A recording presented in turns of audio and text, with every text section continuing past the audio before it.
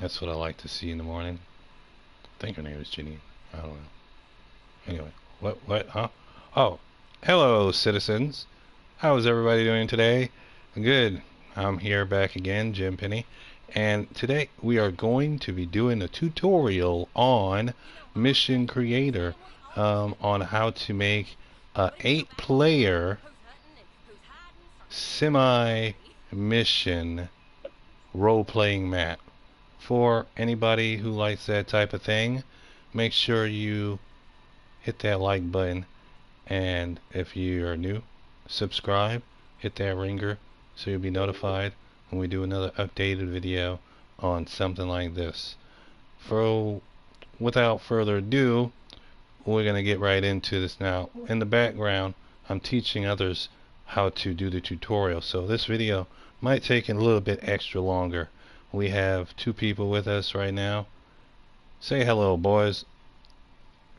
Hi guys. Guys, And my name's Saul. I've been collabing with Jim since these 2 days. You guys probably know who I am already. a little saucy boss.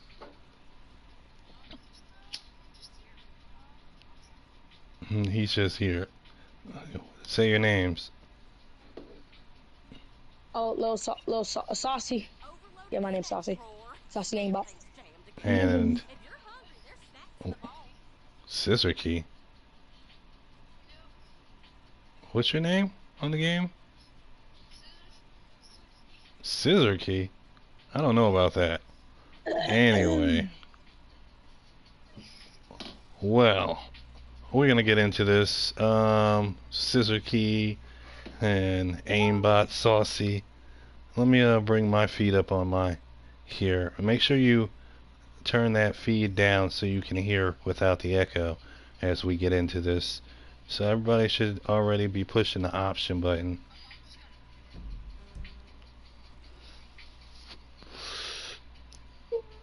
And go to online and drop the controller. 1 second. Where is YouTube? There it is. And go down to get off my controller. Go down to creator mode.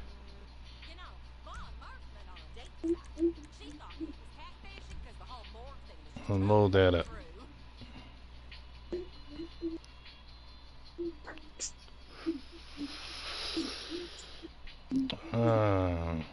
Let's see here. Where are we at?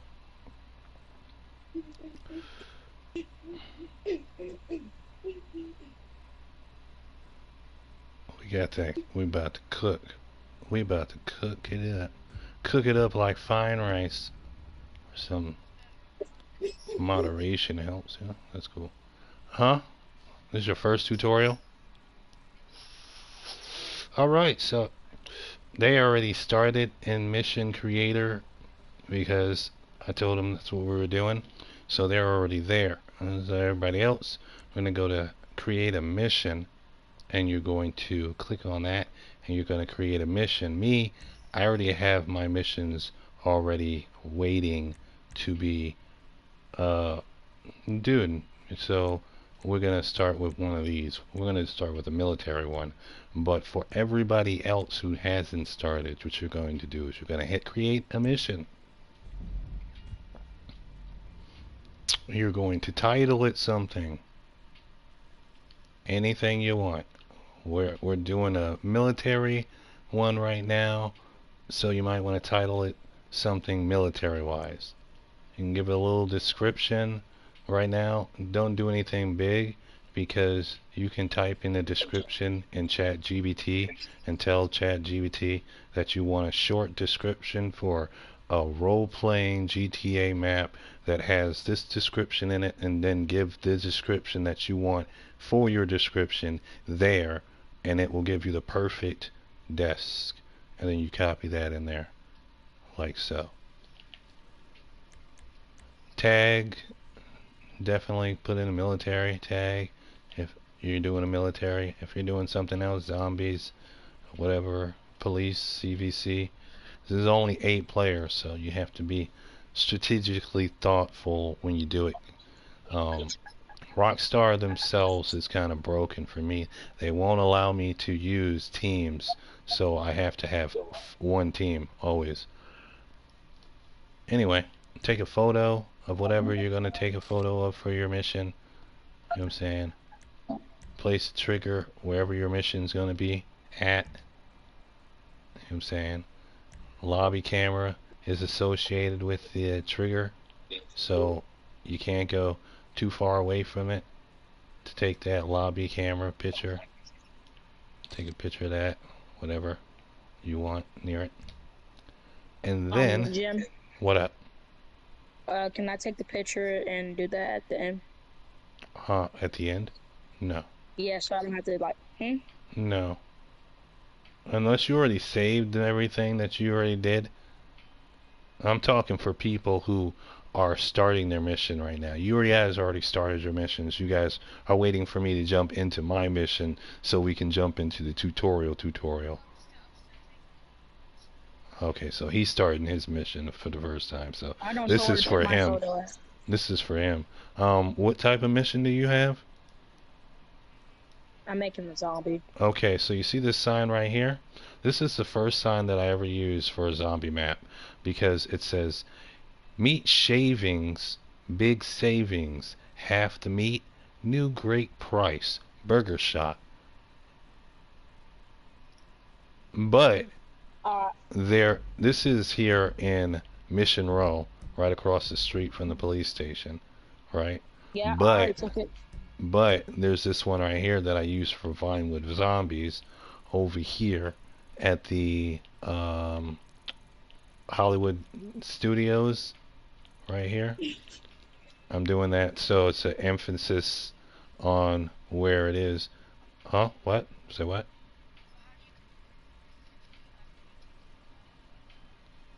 One second. Let me show you. So you got this one right here, right? Now L3, which is the left joystick in, will help you go up, and R3 will help you go down. That's the button that you use for your horn. You know what I'm saying? So if you go to photo and you go in there, you got those target things right there, you know. You get up close to it. See, this one says Vinewood Zombies. That's perfect for any zombie RP. So you don't even have to use that. You could just use that. You know what I'm saying? You know, like Left 4 Dead, how it has the hand there, and then 2 has 2 fingers and stuff like that. Well, this would be Left 4 Dead 5 or some shit maybe. But like, yes, this is an adult program. So I would get like, say, this close, so I get most of the words touching all the corners, and then I would take a picture like that. You see when I got up there? Jim, I don't know where the picture is. I mean the Vinewood Zombies. I can't find it. Okay, it's right here. I know it's like in the studio place, but I can't find it now. It's right here. Look at my screen. I am.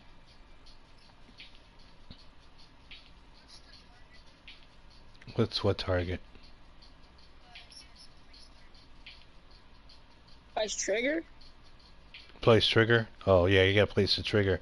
That's where you want everybody to start in the lobby. When you're in the lobby and you're picking the options in the lobby, and you know the guns and the day, you want everybody standing around, you know, looking at their characters and stuff. That's where that trigger is.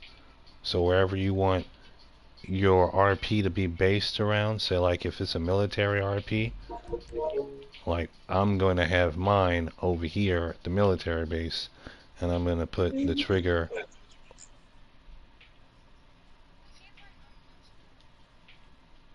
Hold on. I'm going to put the trigger either like right here, facing that, or over here with these facing that. You know what I'm saying? Put it like right there. You know what I'm saying? Or like over here. O'Neill Ranch is right here. Right there.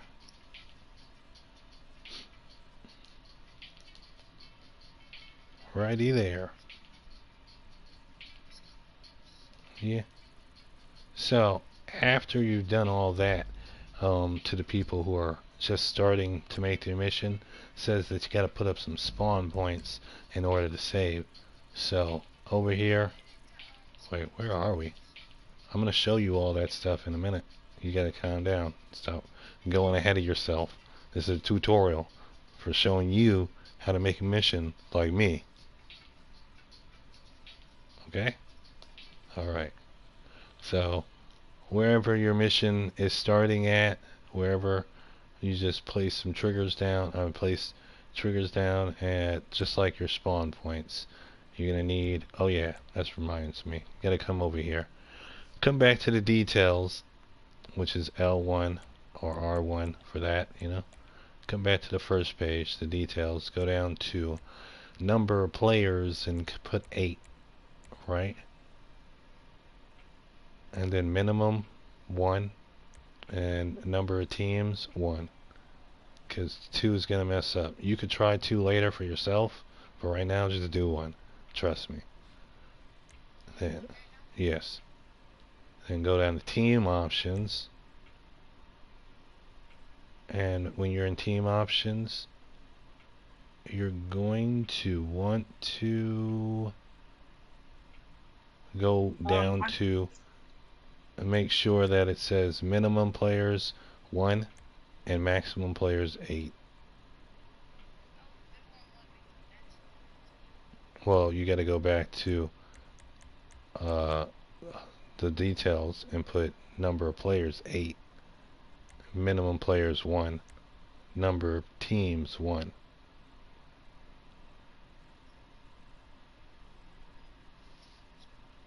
Yeah. And then go to team options and just make sure it says 1 at the top and 8 after that. For minimum team 1, maximum team 8. Alright. Then push R1 and go over here to spawn points. And just put your spawn points right next to each other for right now. Because, oh yeah, you gotta turn it on. Turn it on. Treat as a start point. Turn that on. You don't have to worry about treat as a respawn point, because if this is an RP, you want them to respawn wherever they die in that vicinity. If you treat it like a respawn, then they're going to keep on coming back from that one spot whenever they die. And if they're all the way across the map, they're going to have to come all the way across the map to the RP and get back to the story. Jim, So I'm gonna put my start point at the farmhouse. you can put it at wherever you want right now, but what I'm telling you is treat it as a start point, yes. Leave everything else off is no. And then, Jim, the first, my bad. You can, my bad, my bad. and then, what do you mean? Are you on details? Push your right one button, the top button, one time. Go to entities.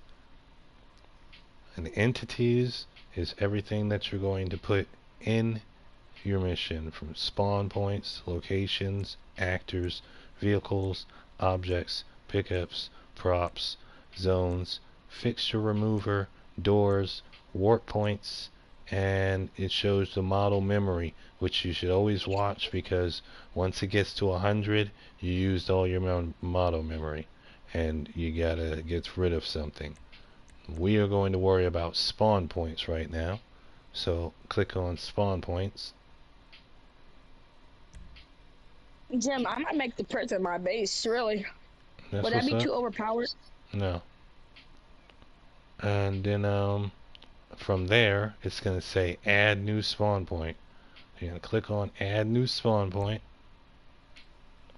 and it's going to say treat as spawn point no, and you're going to turn it to yes. And that's the only one that you're going to turn to yes. And then you're going to put down a spawn point. Bam.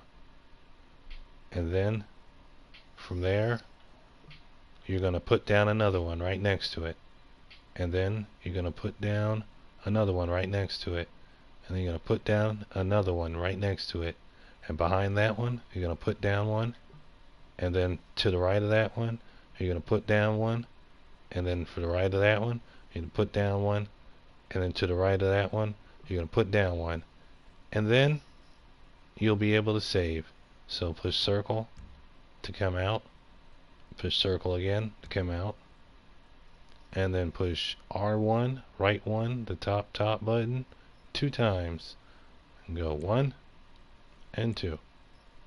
Oh no, you can't save yet. That's right, we need an objective. Duh. So, you're close to becoming a saved person. So you need an objective, so push L1, the top left button, 1 time to go to add objective, right? And you're going to click on that,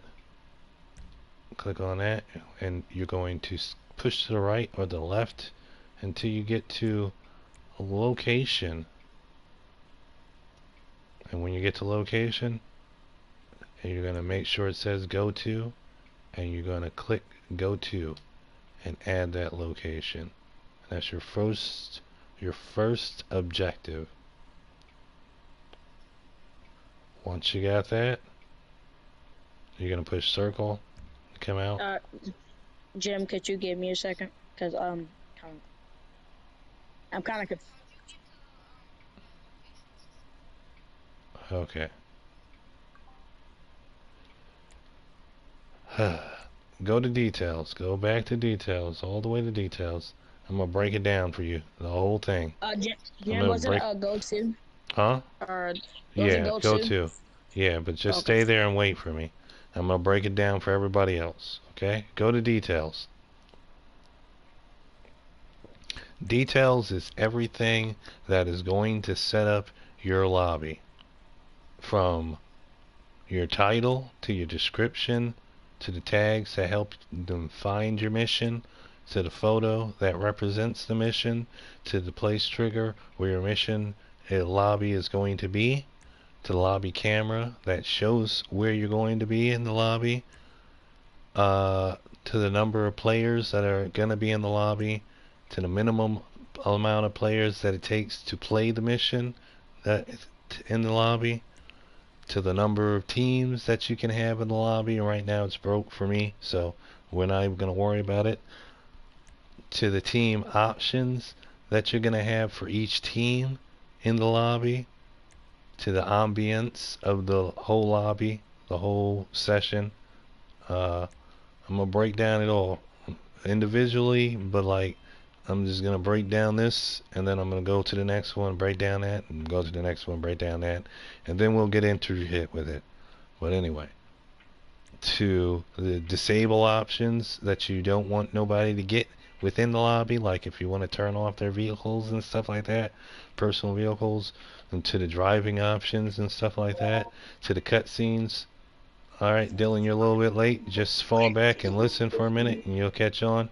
I'm teaching everybody how to make missions on the mission creator. If you want to start your mission creator, you fall in, but stay quiet for a minute until I get finished with this. To the cutscenes. Okay.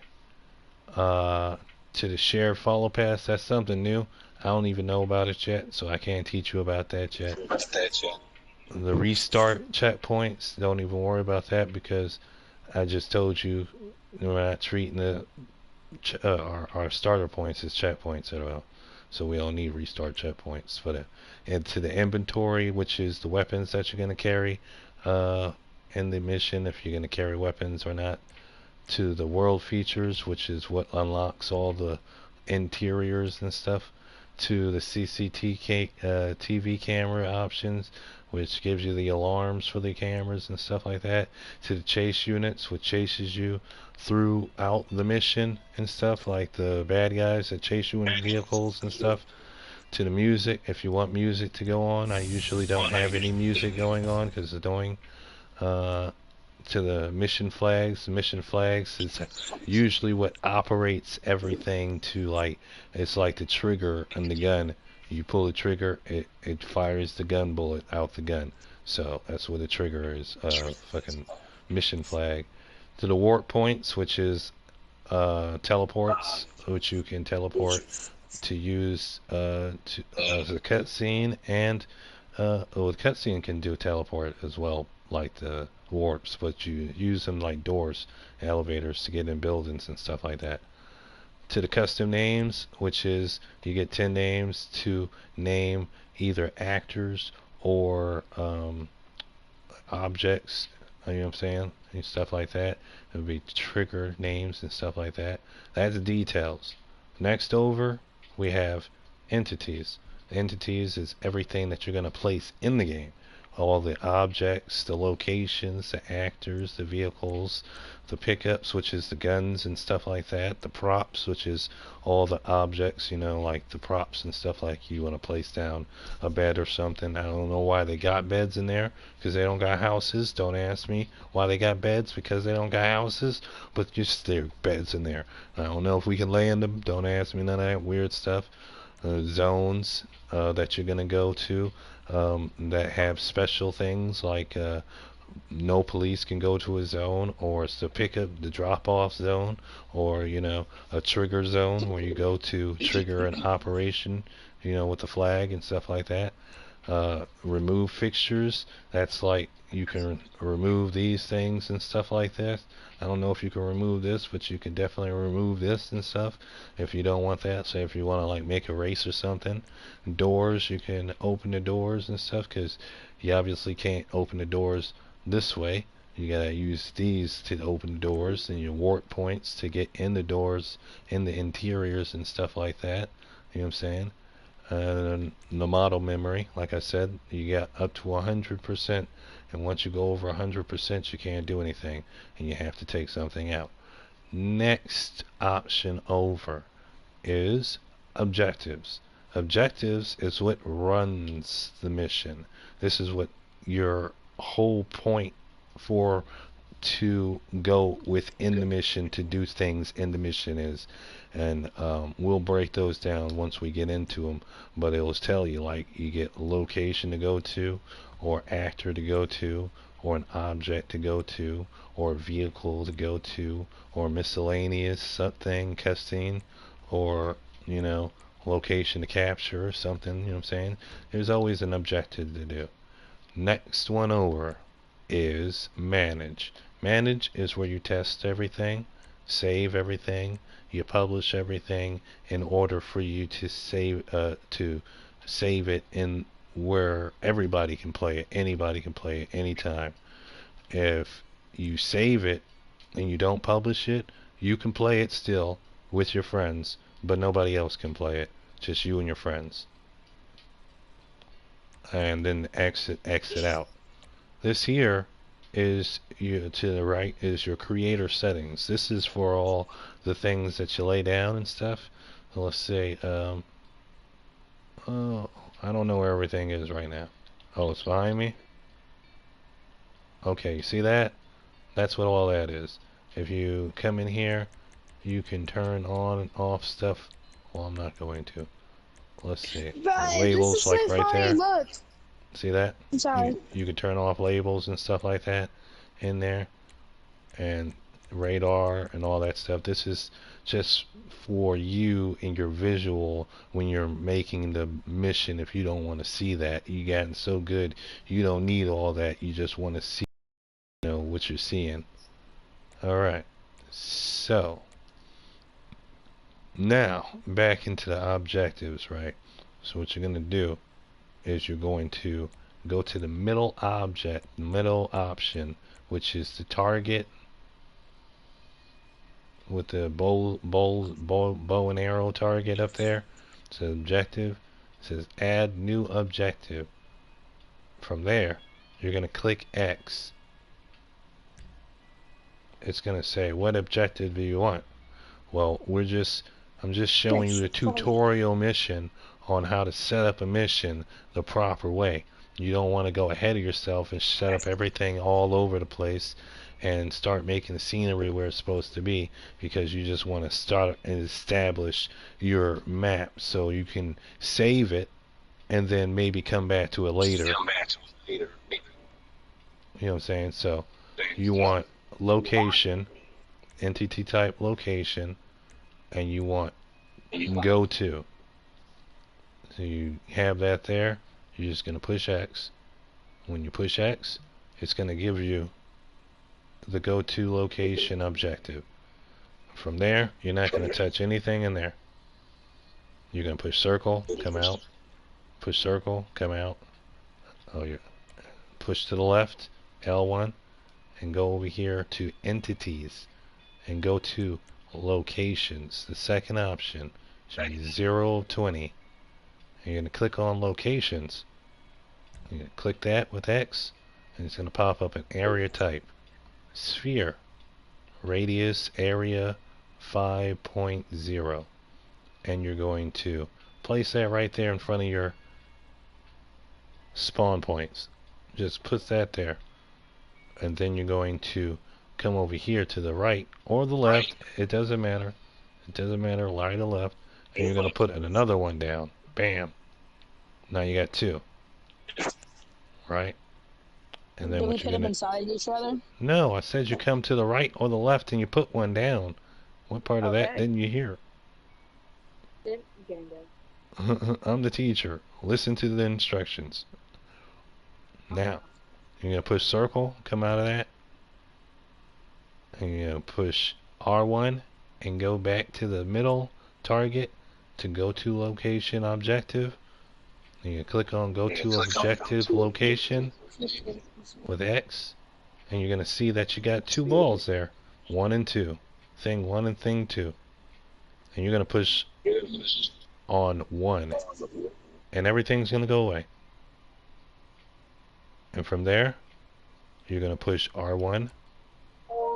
And you're going to save.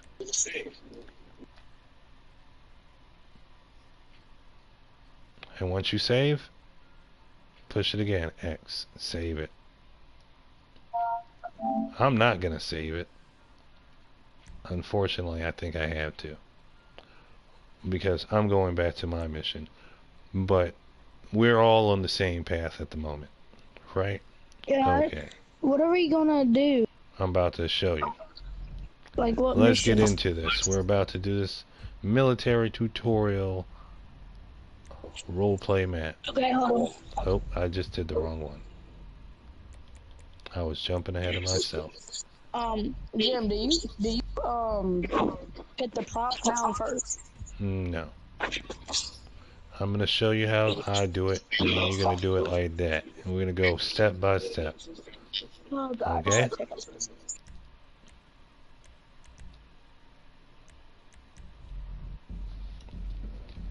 Now, this is a crash course. This is going to be a crash course, okay? And what you're going to want to do is you're going to want to find one area to put everything that you're going to use. One of everything that you're going to use in that one area. Mindless of me and my map that you see yellow dots and orange dots all over the places.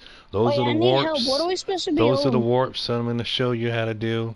And those are the doors that I'm going to show you how to do. The orange and the yellows to the tutorial. So, Jim, But you I'm wanna place going down, over like- here to the military base. I'm show you. And at the military base, I want, well, anywhere. You can go to the military base, you can go to the airport, but I want you to put down one vehicle that you're going to use. I do have 4 vehicles, yes, but these are the vehicles that I already wanted to save. And they all have the same settings on them, but I'm using them for purposes so I can show you later about the variations that you can change them for. So just one vehicle down. Put one vehicle down. This is how we do that. See, you're going to go to entities. Hold on. You're going to go to entities, right? You're going to go down to actors. You're going to go into actors with X button and add new actor. You're going to click on that, and then you're going to put that person down. What?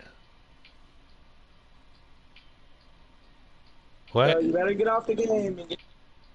Oh, your brother's chastising you? It's not me, bro. Huh? It's not me. I know somebody's brother's chastising him. Well, anyway, you're gonna put down that one actor, then you push circle and come out of that, and push circle, come out of that. Then you're gonna I go. have to push that. Then you're gonna go I'm to down to vehicles, and then you're gonna go to vehicles and push X on that, and it's gonna have add new vehicle. You can push X on that, and you can find the vehicle that you want. It doesn't really have to be any vehicle, just be this vehicle that you see right here. You're just gonna put it down, because I'm gonna change all that stuff, appearance and all that stuff afterwards. You're just gonna put one vehicle down, bam, one Yeah, vehicle can you down. slow down? I don't even have the vehicles that I want yet. I know, this is why I'm trying to tell you. You're I'm only doing going work. to put down one of each item, and then I'm going to show you physically how you go to each item and then change all the properties of each item to the specifications that you want each item to be. Now, if you I stop know that. getting ahead of me I'm not getting ahead and of you. You're just getting ahead go of all with of the us. flow, I'm not gonna Can you kick shut your him. old ass up? Bro, let me do this tutorial and follow along with me. Go on, man. You the easier you follow along with me, the easier you learn how to do this for yourself, and then you can go ham, That wasn't crazy me. cook. Really fast. Okay. Okay. Cause you see I got all these vehicles over here, and I'm telling you to put down a sedan. I'm telling you for a reason. Just put down one sedan or whatever the Just car do is. You'll change it in a minute. And then push Can I circle. put down? Do I have to put down Savannah? Do I have to put? Just Can put I put down the down? first car that you see. You already got cars in yours. I know You're that, but really ahead of you're really ahead of the game right now. I'm I trying have to do a one car. tutorial right now, and you're like using my tutorial as reference to what you're doing, and that's kind of effed up because I'm trying to correct you on my tutorial, and you're already ahead of the game. You just wait for your part that's left out that you need to hear of what we're doing, and then fill in the blanks. You got it, gang. I'm just gonna Alright, sit back and relax and let you do it, gang. I'm not gonna okay. do nothing. You got No, it, you bro. do it. Do what I'm telling you to do, and do what you're doing, Do it. and follow along Mm. so we can get to the point and get to the punchline. I got three. Remember, this is from my zombie map. I only got three people sitting here. Just go do it. You know what I'm saying? Anyway, put your car down, push circle, freaking. I'm getting rid of it because I'm going to teach you how to do that in a minute. Push circle again, come out of there, go down to objects, go in there, push X to go in there, go to objects, and you got objective objects, which is the objects that you can just pick up off the rip, like they're just laying around, like money bags and stuff like that, and interactable objects, which is the ones that you actually have to touch and do little mini games or stuff in order to get things out of them.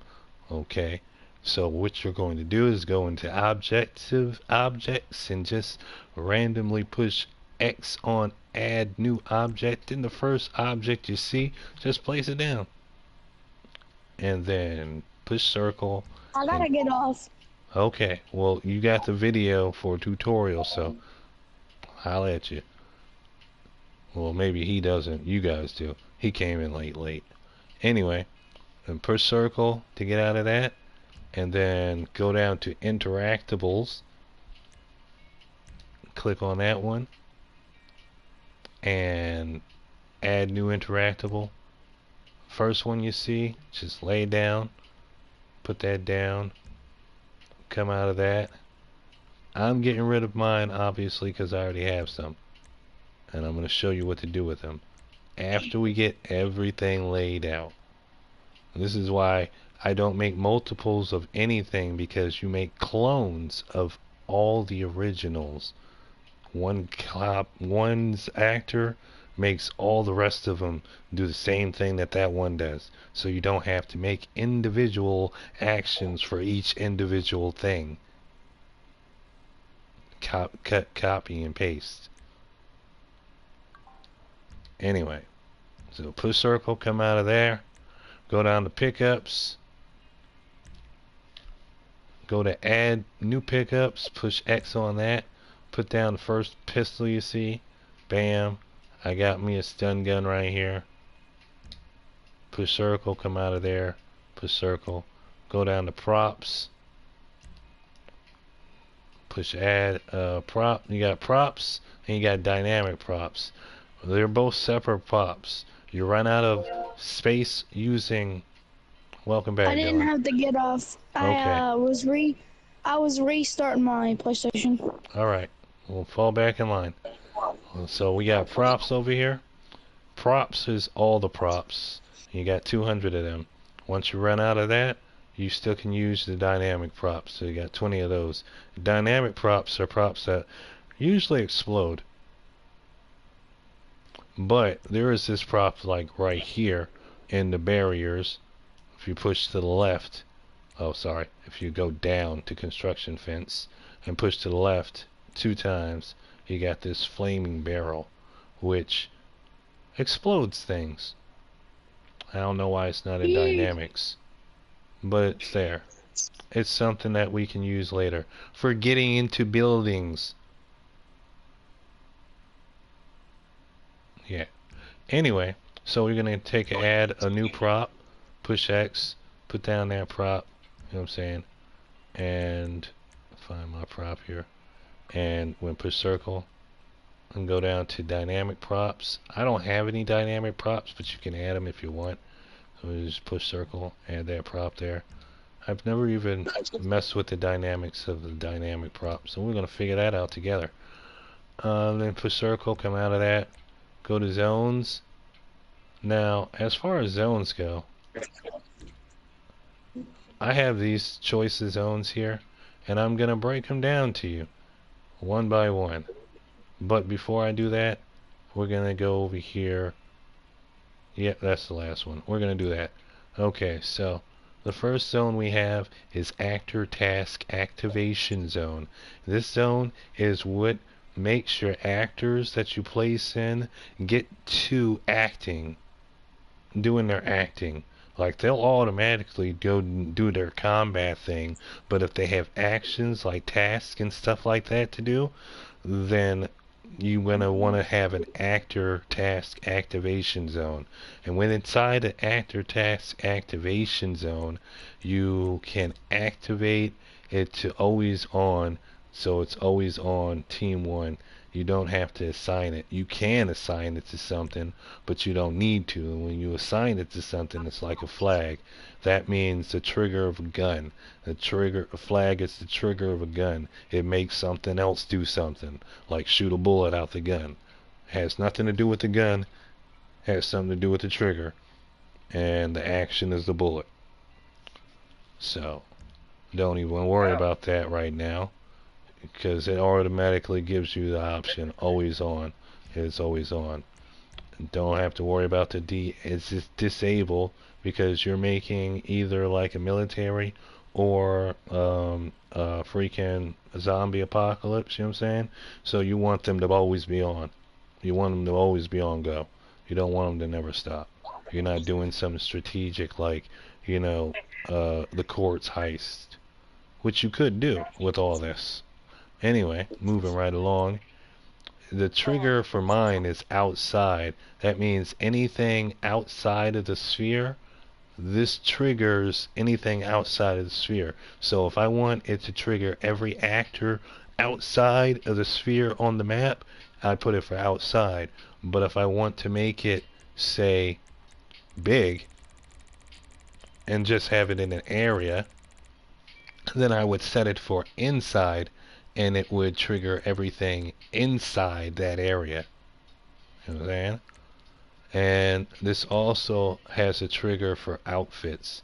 I haven't figured out how to change outfits yet, but when I do, when somebody actually does put a tutorial on YouTube for it, because there's no tutorial for it on YouTube, then I will be making outfits changing so that we can have like zombie infection, change a person's avatar into a zombie avatar type thing. But until then, none of that even matters. This here is the opposite of this. This blocks anybody who's wearing the outfit. Now, the outfit we'll get into later on when we get into the spawn points of the individual teammates and what they're going to be looking like and what vehicles they're going to have and what guns they're going to have and all that good stuff. This is right now just zones and the breakdown of zones. So this says here that if you're wearing outfit 1, which is the default outfit, if it's on, then this activation doesn't work. You can't trigger it. If that other one, outfit 2, which is outfit 1, or outfit 3, which is outfit 2, is on, then it's not going to work. So it's always going to be set to off. So anybody can wear anything and it'll work. Period. And reset options, that just resets the properties back to what it is. Next, Team Aggro Zone. Team Aggro Zone, when you're actually messing with an actor, actors have aggravation zones, which means if you shoot one of them, they can notify the rest of them, and then everybody will come after your ass. So, me, you see mine's on outside area. I can have a little dot right here, and it aggravates everybody outside this area throughout the whole map. Does the same thing as the activation, as the task activation zone, but it's for aggravating them. Now, once one's triggered, they're all triggered, and they just go crazy throughout the whole mission, going crazy, looking for you, looking for NPCs, because of the zombie map type thing. You know what I'm saying? Next, apply screen filter. This is a fun thing. See, this thing has type specific options where you can change the screen to tripping balls like you're drunk.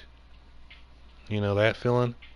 Or low saturation, or bluish purple tint to the sky, or noir, which is dark and shadowy like blacks and whites and grays type thing, or high saturation colors like you're really high or something, or night vision for like you got animal vision or something, or blue tint, or old TV like you got that static vision for everything, or sepia, which is like iridescent pink, purple, blue, I believe, color, yellow, black and white, which is black and white TV stuff, And back to tripping balls. This happens instantly, or 50%, 55%, all the way up to 95% or instantly. If it's instantly, and you say like it's inside the area, as soon as you walk in the area, you're getting the effect of it. So if you're like acting like you're in a drug house or something, and the house is full of like marijuana smokers and stuff like that, you can like put that with another one, tripping balls, and like the high saturation says like, oh man, I'm high up in here, and which will move us on to the next one, which is change walk style, which does what it says, basically change walk style. But we only have grooving, feminine, gangster, posh, which is feminine but rich, tough guy, which is gangster but not, and then grooving. Grooving is what I use for, drunk people. I only use tripping balls and grooving to simulate that they're drunk in the house or something type stuff. But same thing. Inside the area, outside the area, whatever. Next one, drop off zone. Self-explanatory for itself. This is where you drop off all your goods. You drop off your cars here. You drop off your people here. You drop off your objects here. You know what I'm saying? I don't know if you could drop yourself off here, But if you got your cars and you got your people and you got your objects, you drop them off here. The specifics is either air drop off, so you can drop it off by like dropping it out of a cargo bomber type ordeal. Hide Corona means you hide the circle. That means when you come into the mission, they're not going to see that purple circle, that green circle, that yellow circle, that red circle, that violet circle, or that purple circle. Well, that's a pink circle. Anyway, that's what that means. Actual size and on foot. This is the actual size of it. You know what I'm saying? And then on foot, it would be this cylinder right here. That just means you have to walk into it. And then he's on my marker, so I can't see. And then in vehicle, this means you have to drive over it. So if you're like driving over it to let somebody out, say you pick up a girl to take her on a date, and you go to all these places, you know, like from San Andreas and GTA 4 and stuff like that, and then you take her home, and then you freaking, that's the drop off zone, and you let her out, and she gets out the car and she goes in the house, type stuff. You know what I'm saying? You can do anything, virtually anything. Dynamic on foot in vehicle, that means you don't have to be in a vehicle, you can be on foot. You don't have to be on foot, you can be in a vehicle. It's all iffy Andy. Then inside outside area, I've never seen outside area. That would probably be really weird, but yeah, we'll try that one day. Moving right along to mission flag zones. Mission flag zones is the triggers. The trigger is what shoots the gun. Now, if you were to say want to change your guns from, I'm gonna have to come over here real quick.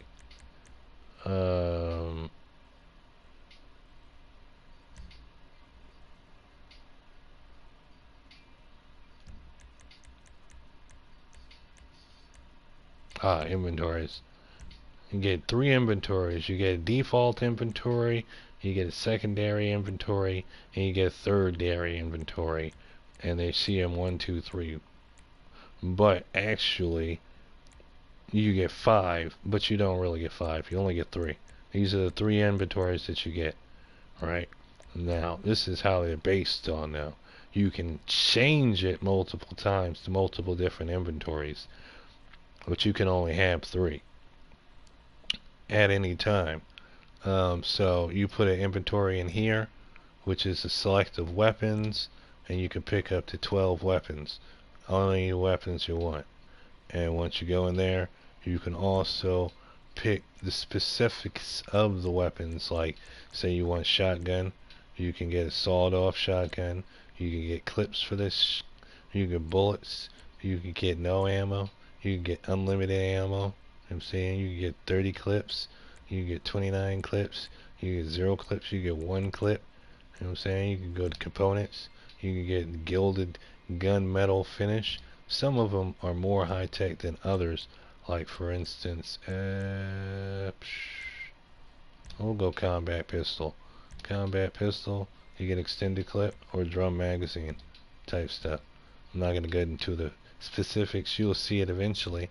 But anyway, you can start off unarmed or currently armed, or pick which weapon that you want to start off with. You can start off with the weapon in your hand or put it away. You can start off with or without armor. And you could start with or without a parachute. This parachute can be the primary. I hear an echo and it's really bad for my feed. Can you mute yourself, please? Thank you. You can start off with the primary, or a primary and a reserve, or just infinite, you know. And you can pick the tints of both the bags and the parachute type stuff. And then from there, you would go to team inventory setup, and here you pick which flag is going to be triggered for you to get that weapon. So you'd be like 3, 1, 2, all the way up to 30, 32. You know what I'm saying? That's one's 3, this one's 4, or this one's 2, this one's 3. The triggering team is off, so any team can get it, but like I only have one team, so it really doesn't matter. The blocker mission is off because I'm not trying to block anything. The restart only is off because I'm not trying to have them restart, die, and then come back to get weapons. So that's all. Anyway, so with outfits, that didn't even explain the outfits. The outfits wasn't even there. I was up there already. Outfits is here in appearances. And we have 3 outfits. Shark ain't in creator mode. Yeah. Stop telling people. I don't know. I don't care. This is a video still. You can look at the video later. Wait, who he said? What did he say? He said you're not in creative mode. Don't argue am in about it creative mode. because No, I'm not live. Shark. Listen to me. Shark. Listen to me. I'm live right now. I don't need an argument with 2 kids. One and only time. I'm going to tell you. Secondly, it doesn't matter. The video's for you to come back to. It's for a reference. I'm in creator mode. It says Shark, not my name. Alright, check it. You get 3 outfits. Default outfit, Alt 1, which is outfit 2, and Alt 2, which is outfit 3. From there, you can go in here and put on an outfit like you see I have here. Well, I'm going to show you with this one. And you see here I have here, which is enforced, or none, which is I have my regular clothes on. And none, that means you have your regular clothes on and you come in dressed regularly. Everybody comes in regularly. You can force a mask on though, which you see this one's forced on. Could you go back? Cause I'm watching it. I just now started watching your all you gotta do is scroll back on the feed. Or tap on the screen, on the left hand side of the screen, tap on the screen 5 times. 1, 2, 3, 4, 5. Anyway, so like I was saying, or you can manually force things on your regular clothes, but you probably don't want to. If you want your regular clothes, you have everything on none, no bag. You can put a bag on, you can put a radio headset on, but you want everything on none if you want your regular clothes. Say you don't want your regular clothes, say you want an outfit. You got forced outfits. You got combat ready, you got filthy animal, you got LS regulars, you got dress up, you got team colors, you got night terrors, you got heist coveralls, casual heist, street combat heist, light combat heist, heavy combat heist, shady heist, tactical heist, and rebel heist, business heist, sharp heist, sloppy heist, and minimalist heist, and tuxedo heist, and rider heist. Then you got Halloween, aliens, and you got the Beast, Halloween, then you got Christmas, the Krampus, then you got the elves, Santa, then you got special suits like Impotent Rage Man, and back there. Now from each of these you got individual selections as well. So like in combat ready, you got the forest and urban and jungle and steel and tactical and dune and swamp and assassin and professionals. And then from there you can also override the mask and put a mask on, force it, override it, you know what I'm saying? I don't really know what override means, but I would say either none or forced is your go-to. Either none or forced. So in forced, you get the option of thugs, creatures, devilish, bandanas, street, camo, vibrant, pigs, theatrical, tape, and tactical. Oh, horror hockey, and helmets, and characters, of course, and bistro. This just keep on contradicting me here. And paper bags, and animals, and back to thugs. And each of these has their own individual, so you can even get more custom. You know what I'm saying? Like, that's a better view right there. You know what I'm saying? And then as far as bags go, black one, and the yellow one, and this red one, and that orange and blue and yellow, green, and camel blue, and camel green, and camel purple, and camo digital, and sandy camo, and tropical camo, or like they say, Kale Perico. And then headgear, well, you gotta take the mask off to see that. So you got the headgear, you got the freaking gray earpiece, you can just barely see it, and then the red one, I don't know why, but anyway, you got an LCD earpiece, and you got the radio headset. You know what I'm saying? This one's good for if you had a zombie apocalypse and you wanted everybody to have a radio, you use that as a radio. Then everybody can talk. Anyway, that's just that. You know what I'm saying? In this mission, everybody's going to be dressed like this because it's the military RP. So I gave them all camouflage for green, head to toe, and the mask and everything type stuff. Anyway, back over here at the trigger zone, this is what that does. It triggers things. You put it for which one you want it to trigger, and all these are different triggers. That's why I just got them all there like that, right? And it's inside, outside. It's usually inside. These are for the ammunitions. I'll put these in front of the ammunition door, so as soon as you go in front of ammunition, you get different guns type stuff. Anyway, next, or that's the last one. What is this? That's it, right? Mission flags. Yeah, that's it.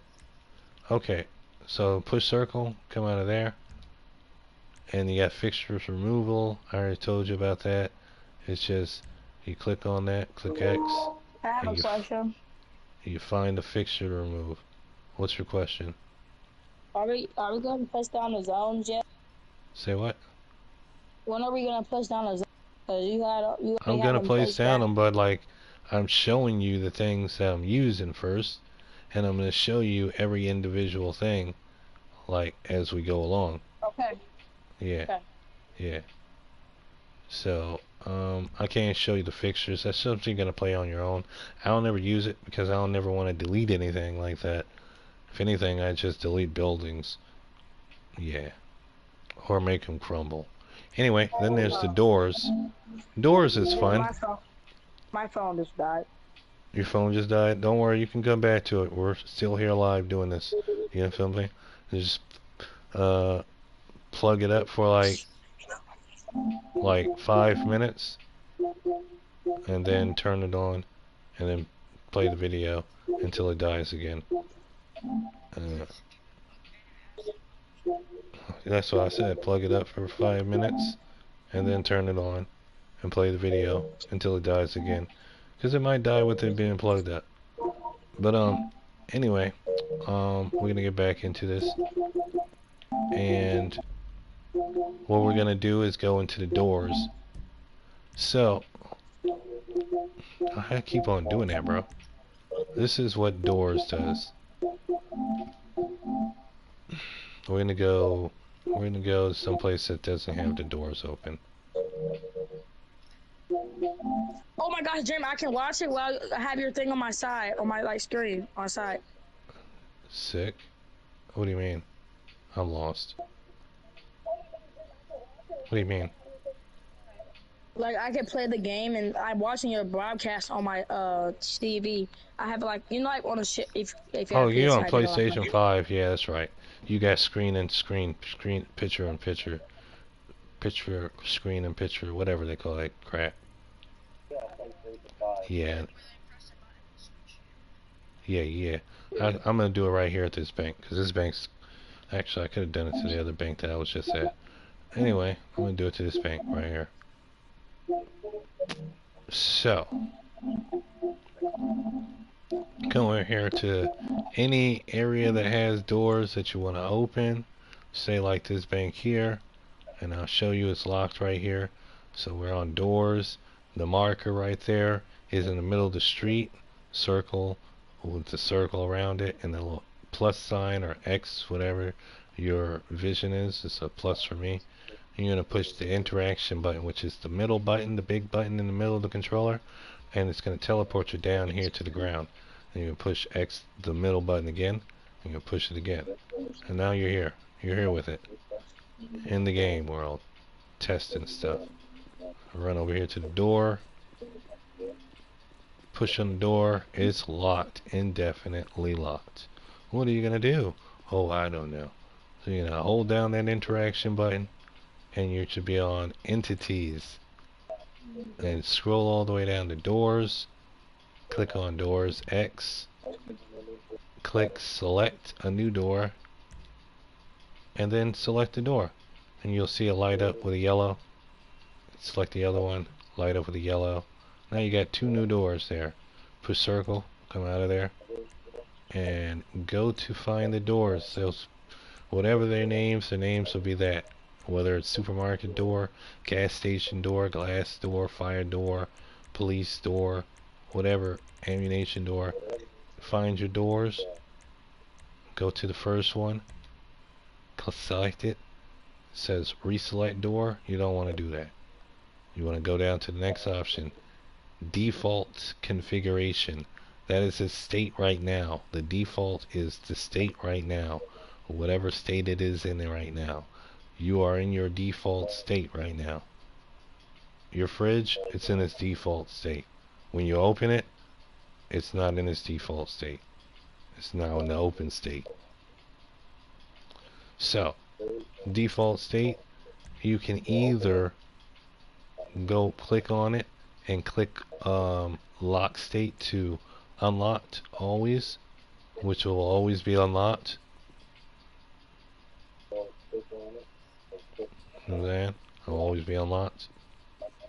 Or you can leave it locked and go down to open ratio and open it just a little bit so it's always adjourned. For like, say it's like post-apocalypse, they already looted it, it's just always adjourned. It'll never be closed. It doesn't save you from zombies or nothing like that. With the second one, make sure it's all the way closed here first.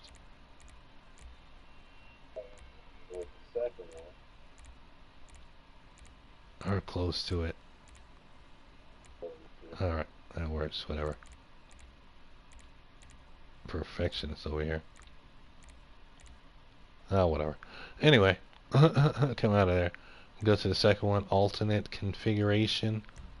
That there is the unlocked form, but it's locked too right now.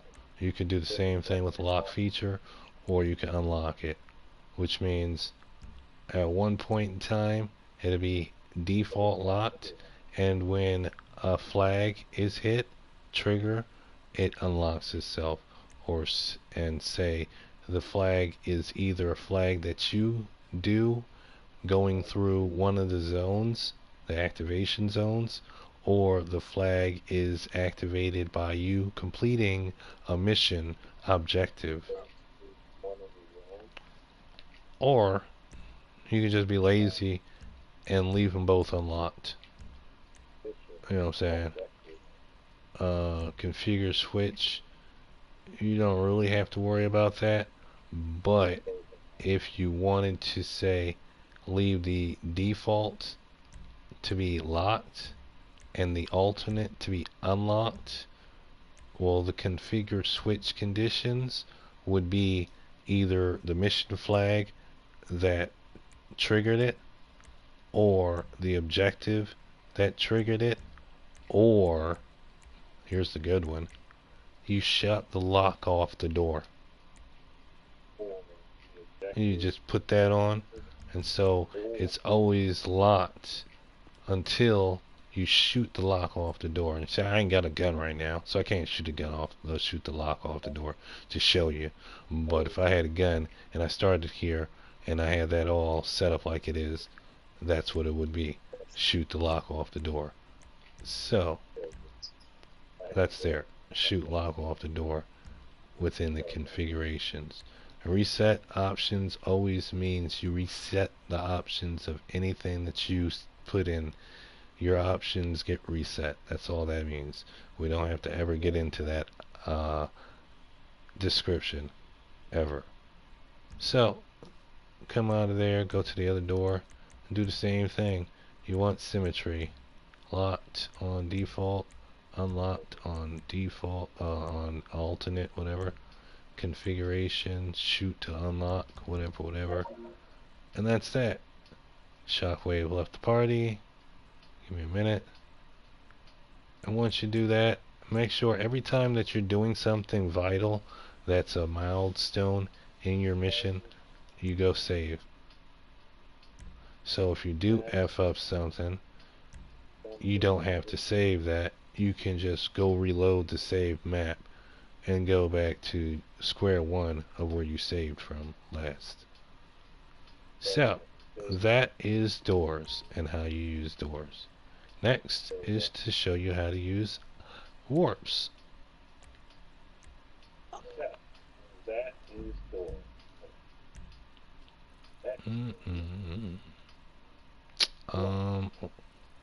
This is a good one right here. I don't know the purpose of warps is. I'm pretty sure it's to warp inside interiors, but with the warps you have cutscenes that you can do, but I haven't really figured it out yet. That's something you're gonna have to play around with yourself.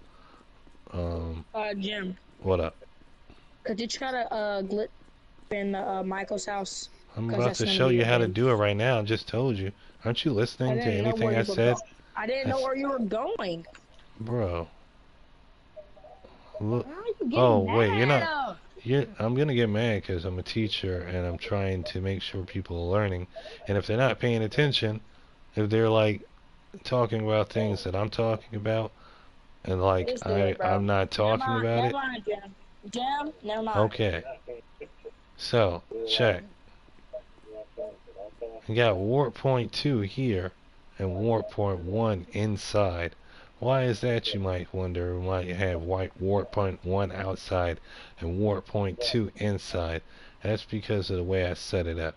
I glitch myself inside first, then I put a warp point down, and then I come outside, and then I put a warp point down, and then I link the warp points together, which I'm going to show you here in a minute, but I was just letting you know how I go about doing so.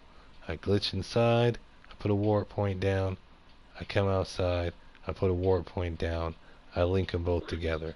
I'm going to show you again so you understand exactly what I'm saying. Because you can't warp when you're in this form here. You can only warp in, the hell is that all about? In testing mode, and mother freaking, that water is loud as hell. In testing mode and gameplay mode. So like, see 3 is inside and 4 is outside.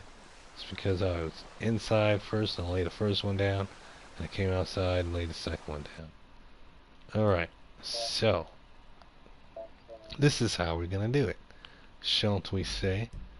This is how we're gonna do it. Senor, this is how we're going to do it. Let me find an interior that I don't have. Very well. Very well. We're gonna go to Paleto Bay Bank. How do you create that mission for the zombie? We're on that mission for the zombie, and if you are watching Yeah. on the feed, if you're watching on the YouTube feed and you're paying attention, you're creating it right now.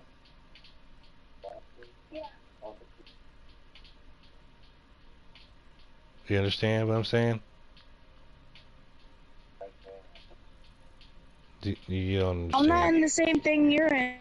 If you're doing the same thing I'm doing on your mission and you're watching me on YouTube, you are creating the zombie map right now. I don't think you understand. Look. Look at this. You see this right here? You see that? Who is that? What is that? Is this a zombie? I don't know. You tell me. You watching the video? Yeah, I am. Is that a zombie next to me? Nah. Yeah. You're in the zombie map. You're literally creating it right now as we speak. You're asking me questions going ahead of me. Just pay attention. I don't see you graduating anytime soon if you don't pay attention. Jim, I did. Guess what? What? I got into Microsoft by myself. Yeah? Well, I was going to teach you. You're going ahead of time. Well, No, I'm just getting ahead of track. I know you are. You asked me a question, and I'm just about to get to it, and you're going ahead of schedule. And if you just let me talk and pay along attention, you'll get it just like everybody else will get it.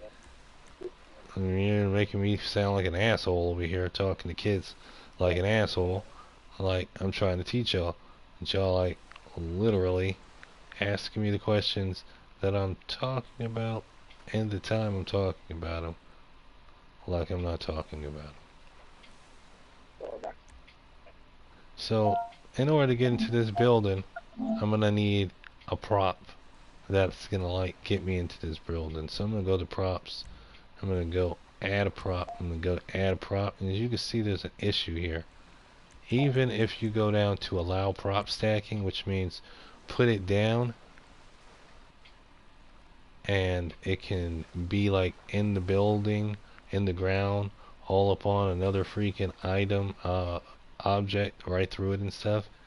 It still doesn't mean that you can use it to get inside this building, because its middle is right there on the outside of the building. You see that beam right there is the middle of the prod, and you're going to teleport into the product. So even if you were to put this product down right here and come out of that, right, and then go to the product over here on the list and hold down L2 and R2 at the same time, you see a triangle down there at the bottom of the menu come up, and it said warp to and edit prop, and you push triangle, you'd warp to it, but you'd be outside still. We don't want that. So what she's got to do is she's got to get this prop out here,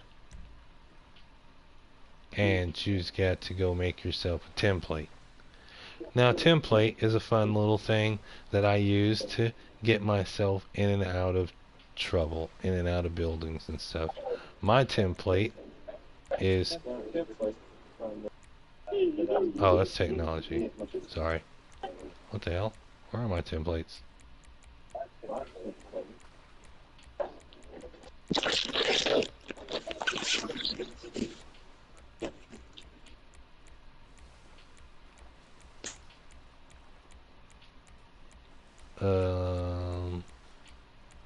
What happened to my templates, my boy?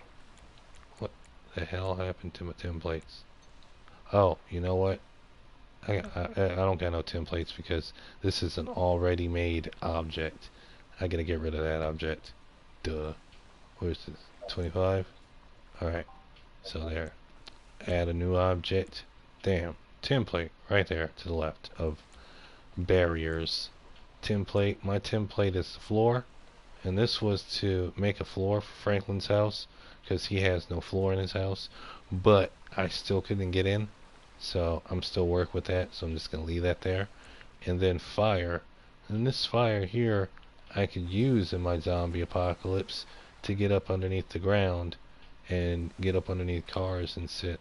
And once you do that, it gives the impression that it's on fire. So you got that going on for you. Whatever. But we are going to use this to get inside I'm the currently bank. not on the same thing you are on. Okay. We're going to use this to get inside the bank. Now, in order to show you how to use it, I'm going to show you how to make it first. So, on props. What up? I don't need help with that part. I already know how to do that. No, Okay. this is Just for the like- millions and millions of viewers that are going to view this. The first tutorial that I ever made on YouTube for making a zombie apocalypse RP map on Survivor map has I thought you were making the 50,000 military. views on it.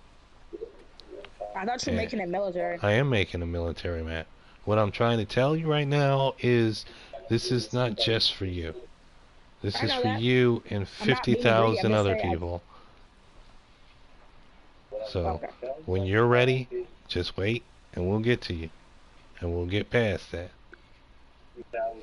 But yeah.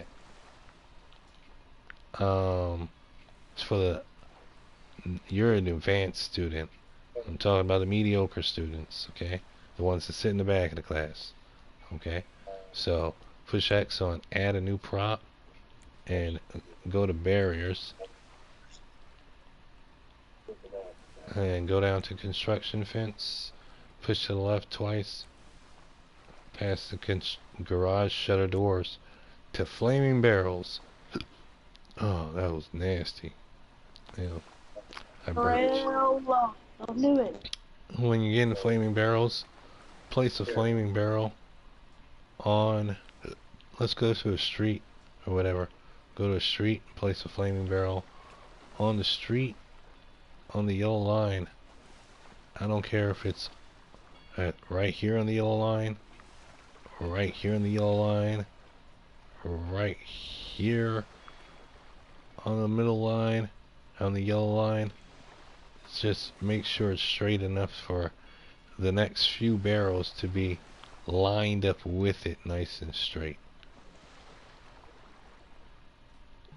Put that barrel down, and from there I want you to intertwine that barrel with another barrel so that the middle of the barrels make like an eye shape, like an eyeball shape. You probably have steadier hands than me.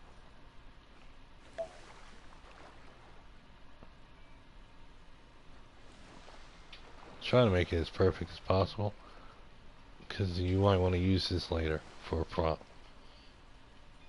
Then put it together again, put another one there next to that one. Sheesh. I'm just gonna go like that. Forget it. And put another one there. And then put one more there, so you got 5 all together. Right there.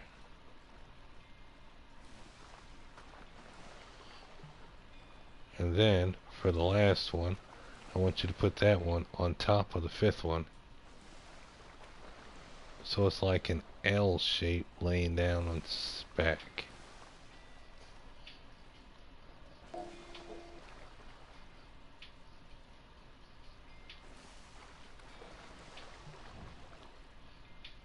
Oh well.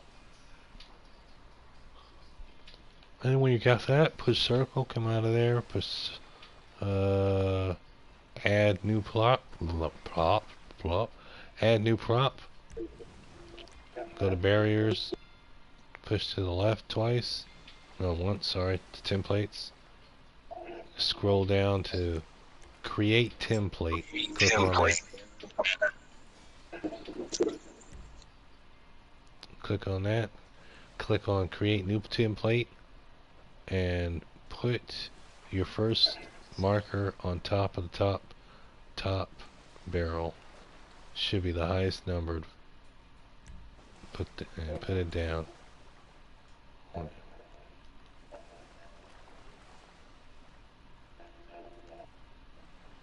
There we go.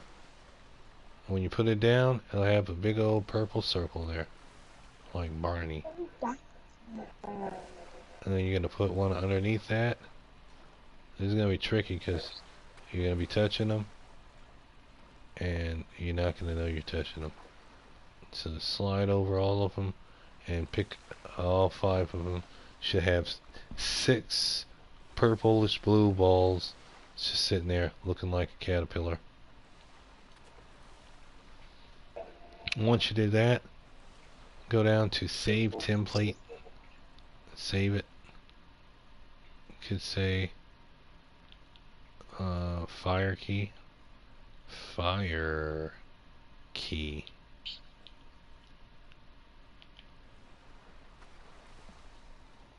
So you always know what it's called. And push circle, come out of there. Push circle again. Push circle again. Go find all those barrels, hover over them, and push and hold square to get rid of them.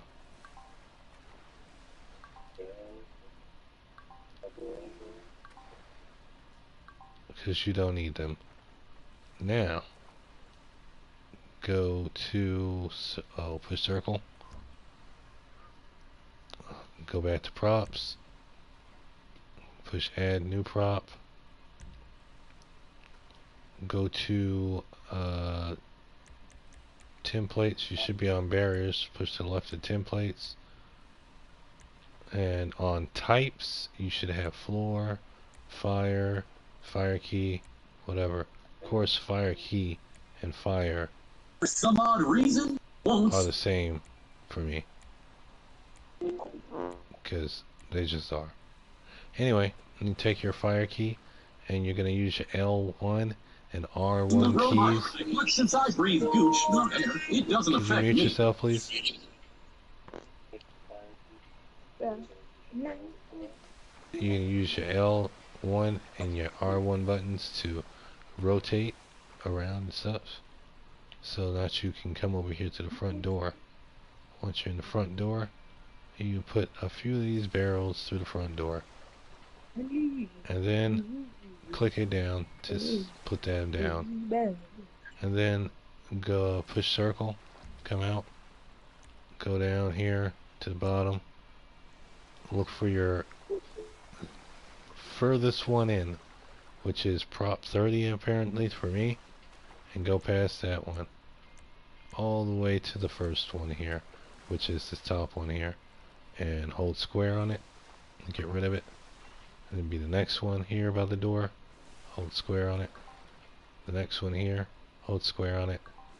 The next one there, it's in the door, hold square on it.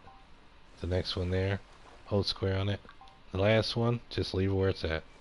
What you're going to do here is you're going to hold down, you're going to press and hold down the L2 and R2 keys, buttons, the 2 top lower buttons. You're going to press and hold down those 2 buttons, and while you're pressing and holding them down buttons, you're just going to you're just going to push try.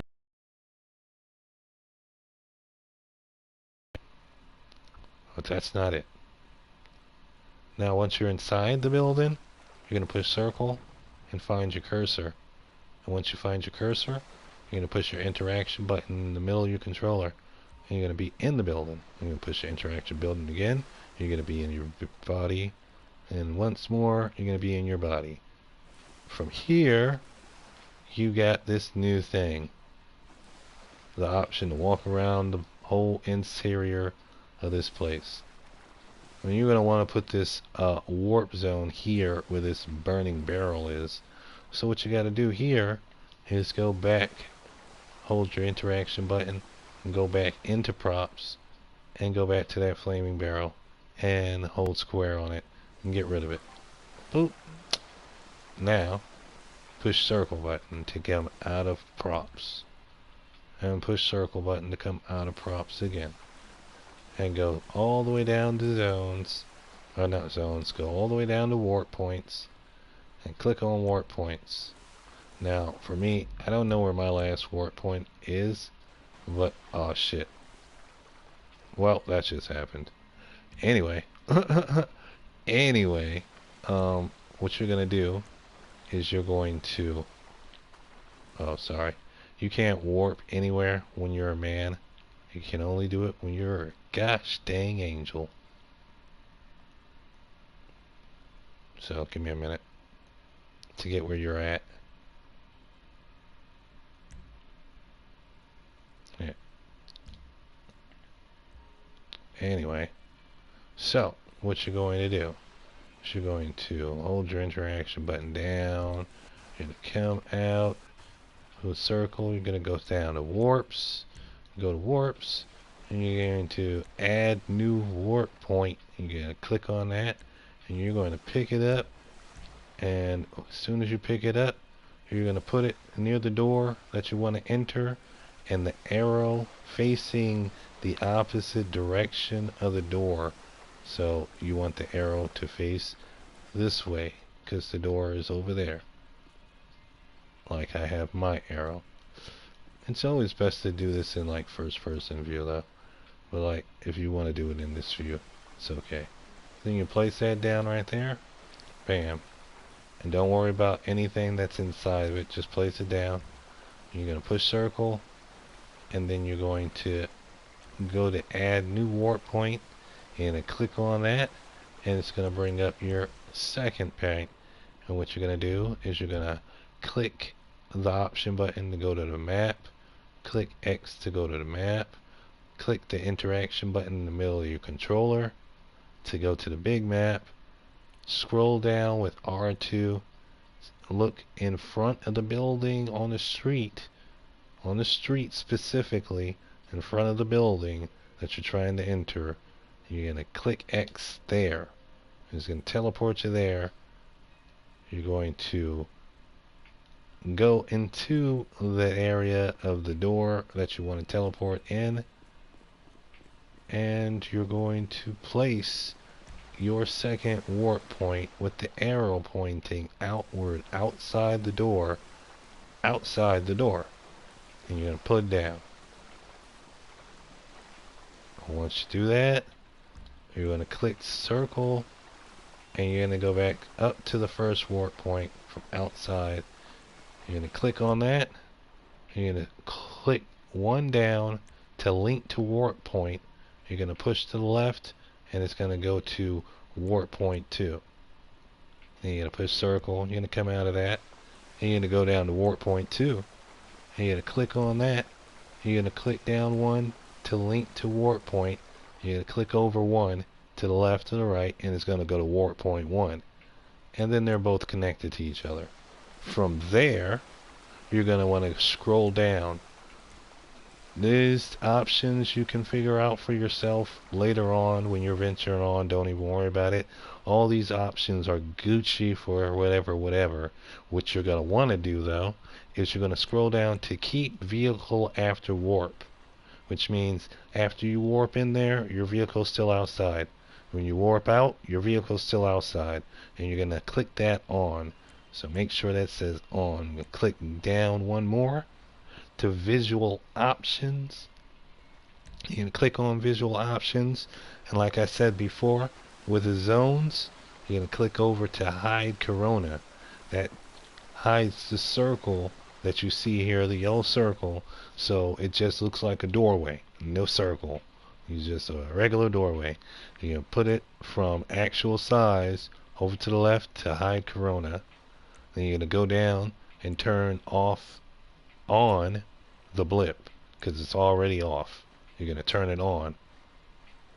And then if you want to give it a custom name, like say front door or door, you're going to click on custom name.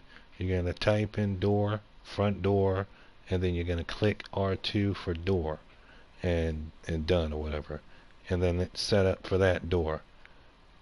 From there, you're going to push circle to come out. And then you're going to push circle again to come out. And then you're going to go up to warp point 1.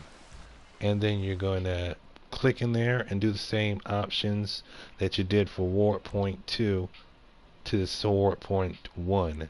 Hide corona, blip on, set the door. From here, all you got to do is push the left or the right, and it'll go to the name that you picked for it to be. You don't have to go set it again because it's already there. And then you come out of that with circle, go up to keep vehicles after warp, click that on, come out of that with circle, come out of that with circle, push R1, R1 2 times till you come to save that up, and now you have successfully figured out how to warp into a building that has an interior and put a warp point in there and how it warps and all that good stuff. And if you want to test it out, go back to entities, go up to spawn points, click on spawn points, go to first start and respawn point, click on that one, go to edit placement, click on that, put your placement right in front of the door, bam, just click it down, push circle, come over here to manage, save, and then test. Once you go test, don't pay any attention to my cutscenes because I haven't changed those yet. That's for the tutorial of the cutscenes.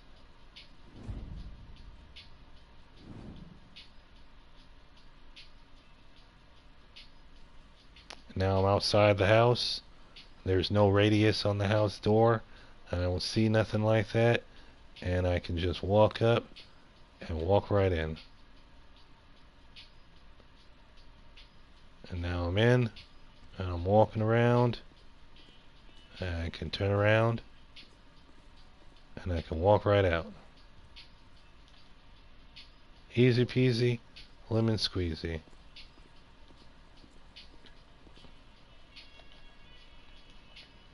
Interaction button down. We're still in the tutorial, so step back and mute your mic. Fall in place or something. So circle. Oh, sorry. Interaction menu. Exit test. Come out of that. Blah, say blah. Now, let's get into the funner side of everything. Right? Now, let's go back to our area of production. I'm going to show you. I'm going to work my way up from objects to actors to weapons. Well, actually, objects to weapons to actors. Oh, no. Weapons, objects to weapons to cars to actors. Because they got a higher. What about props? Those are objects. Those are objects. Alright.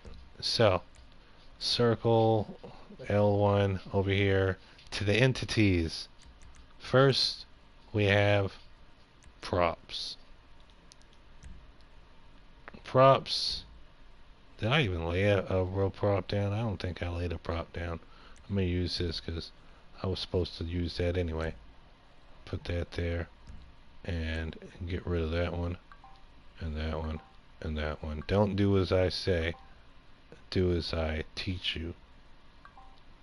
And then I'm going to get this here. I'm just going to place that there. And I'm going to get this here. I'm going to place that there.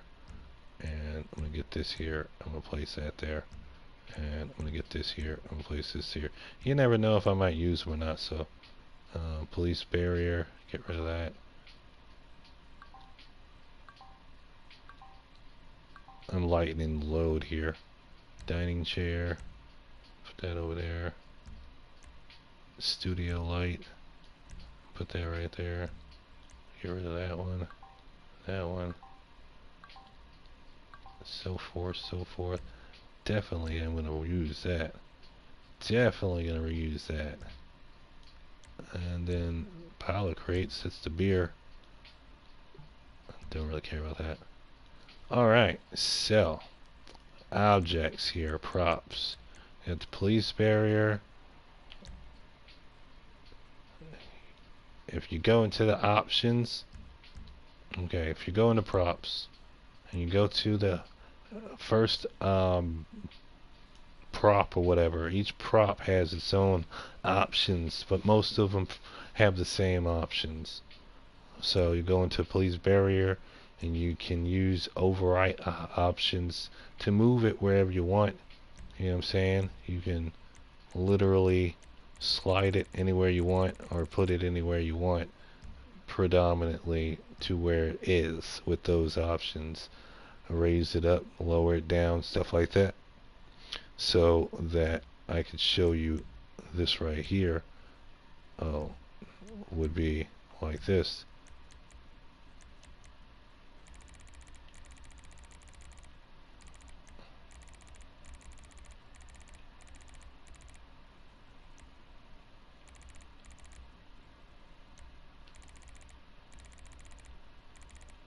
Oh, it's gonna go inside. Look at that.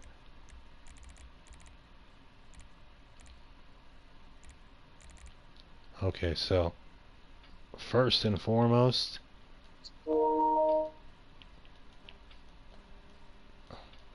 if you can see, there is a nice little gap right there between this barrier and this TV. You see right through that gap. You just barely see that gap right there. Now, to fine-tune things, like say if you're making the whole map and you want the props to be to the T perfect, you look like they're supposed to be there. You want to prop it, you want to override the position, you would go to override positions and you'd click in there. This one is to overwrite the position of a position up, right, left, or up, right, up, down, left, or right. And this is to rotate it and be like in a 360 or opposite of that, sideways type stuff, for your own discretion. So here, Z is up and down. Y is left and right, I guess, whatever. And X is left and right in a different direction, south pole. So if you wanted to lower this down, you would come over there to this lower key box down here that has your key buttons down there, like switch camera, camera height, zoom out in, fine adjust hold, quick adjust hold, back, additional options, hold both. Those are your keys, so you know what to push and how to operate these things, doing these things. So square button is fine adjustment. If you hold down square button, you go super slow so you can finally adjust it to make it look like it's sitting right there on the barrier with no gaps. To whereas if you push triangle and hold it down, that makes it go super fast. You know what I'm saying? The opposite of that. And then to get it, instead of pushing X to make it sit down like you were with an object, you just hold circle button, push circle button till you're out. And once you're done, that's done. It's just like that. It just sits like that. You know what I'm saying? So, CCTV monitors options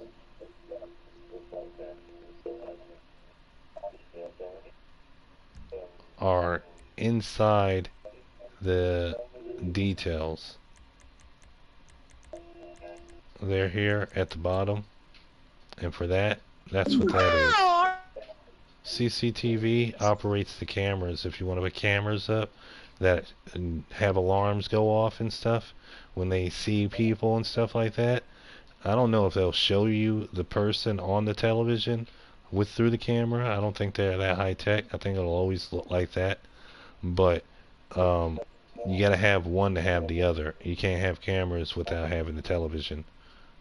And you hook them up with here through this option, which is the delay time that a CCTV takes to see a person on the screen would be 0 seconds, 1 second, 9 seconds delay.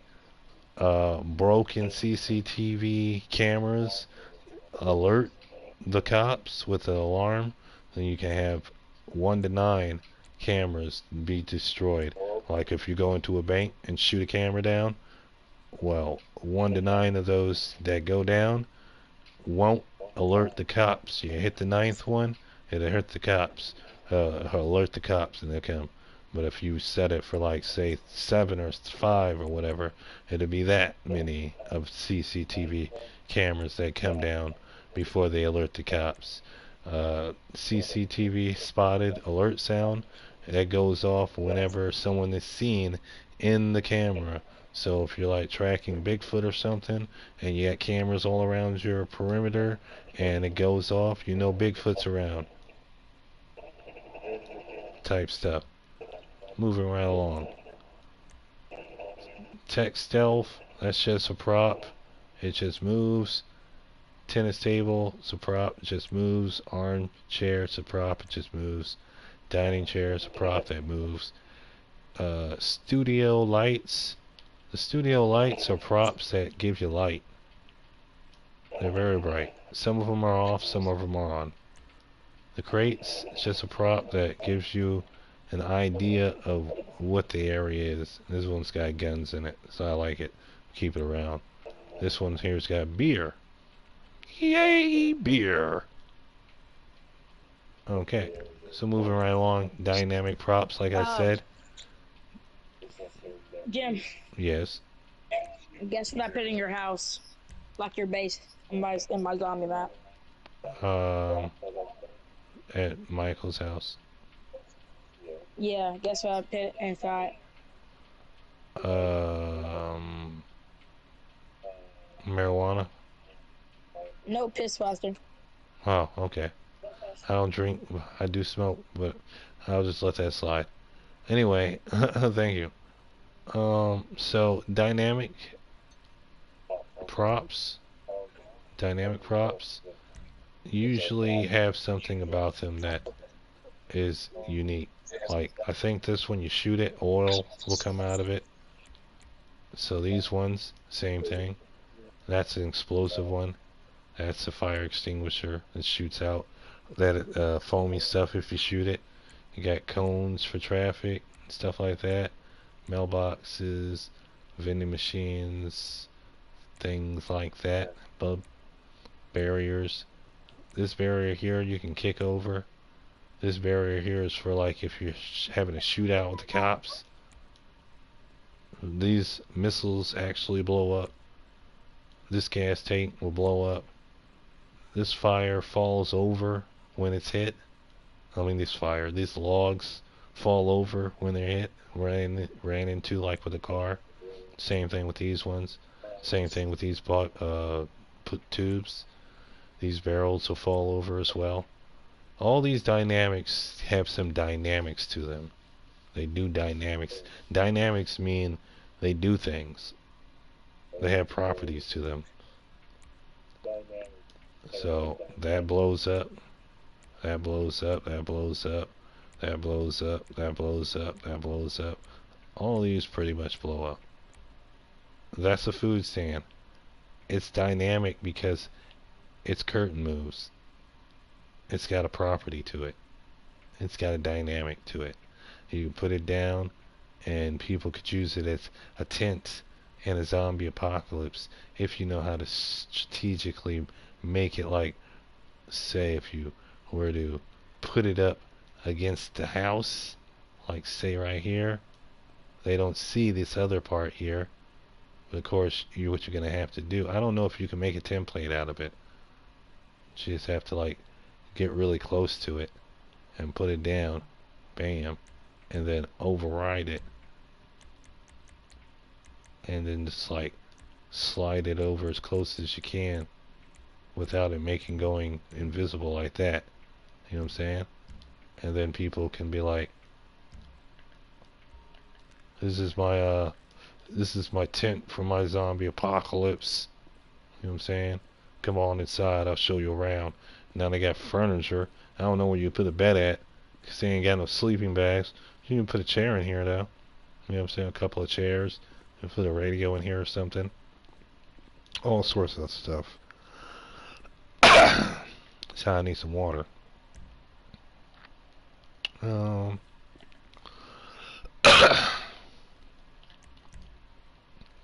and then, where are we at?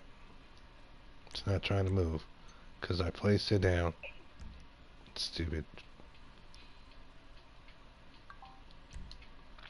And then, come back over here.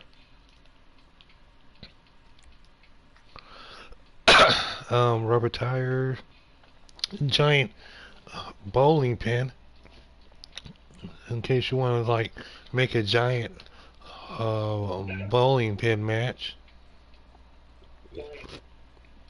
with like a bulldozer or like the big dump truck.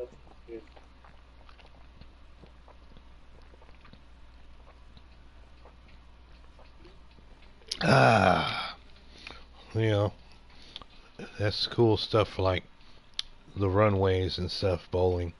Runway bowling. Small soccer ball, big, medium soccer ball, big soccer ball, crates, and more barrels. Just things that you'd use for like, oh, this would be a wall for a zombie apocalypse.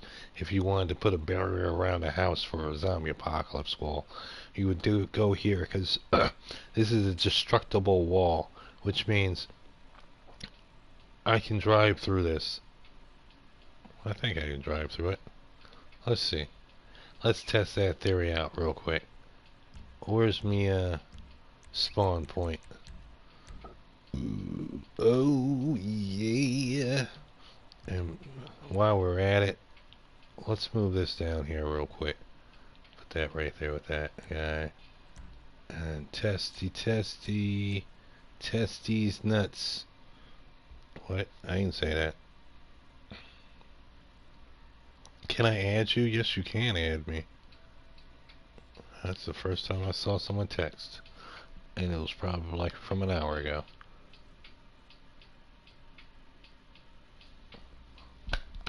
Come on, Hercules. Oh, I'm still here. What the hell happened there? I didn't have the right spawn point.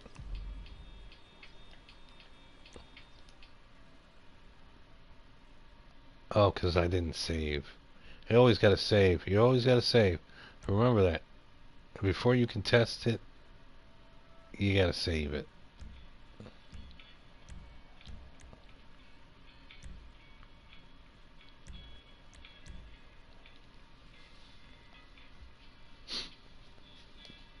Remember that for future references, kids.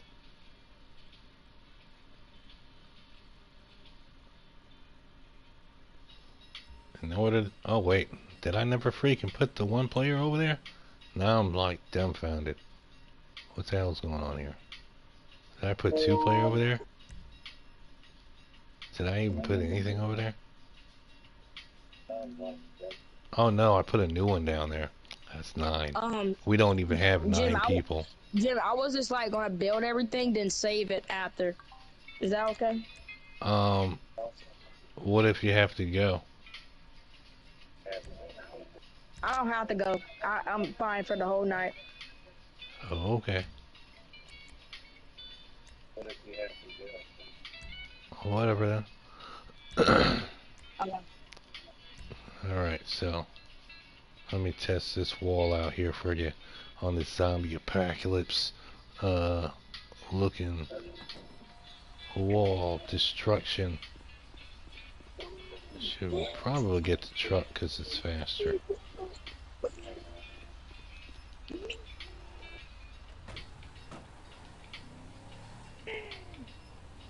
Or is it?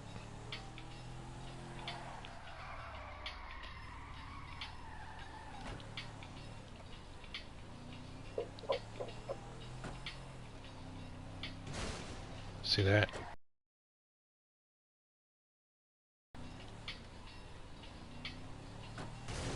Oh crap. I don't think you can go through this part. Nah. But yeah, the zombies wouldn't be able to come through unless somebody broke it down here, and then they'd all migrate through it, which would be kind of cool. Exit up out of that, though.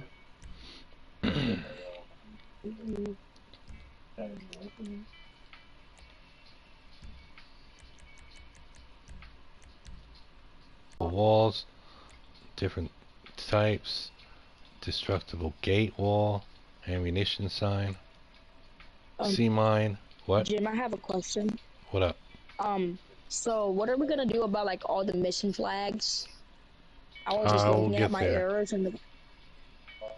Yeah, Okay. this is why I'm saying that you shouldn't have gone ahead of me. You see? I didn't go ahead of you. I just looked at my errors. Well, you got a lot, do you? How many objectives do you have mission arrows for? Mission Yeah, flags. 32. yeah. Yeah, you gotta go to each and every one of them. So whereas me, I haven't set up my mission flags because they're all over here. I believe these are my mission flags right here. All these ones right here. And they're all connected to the weapons. That's about it, really. The weapons, yeah.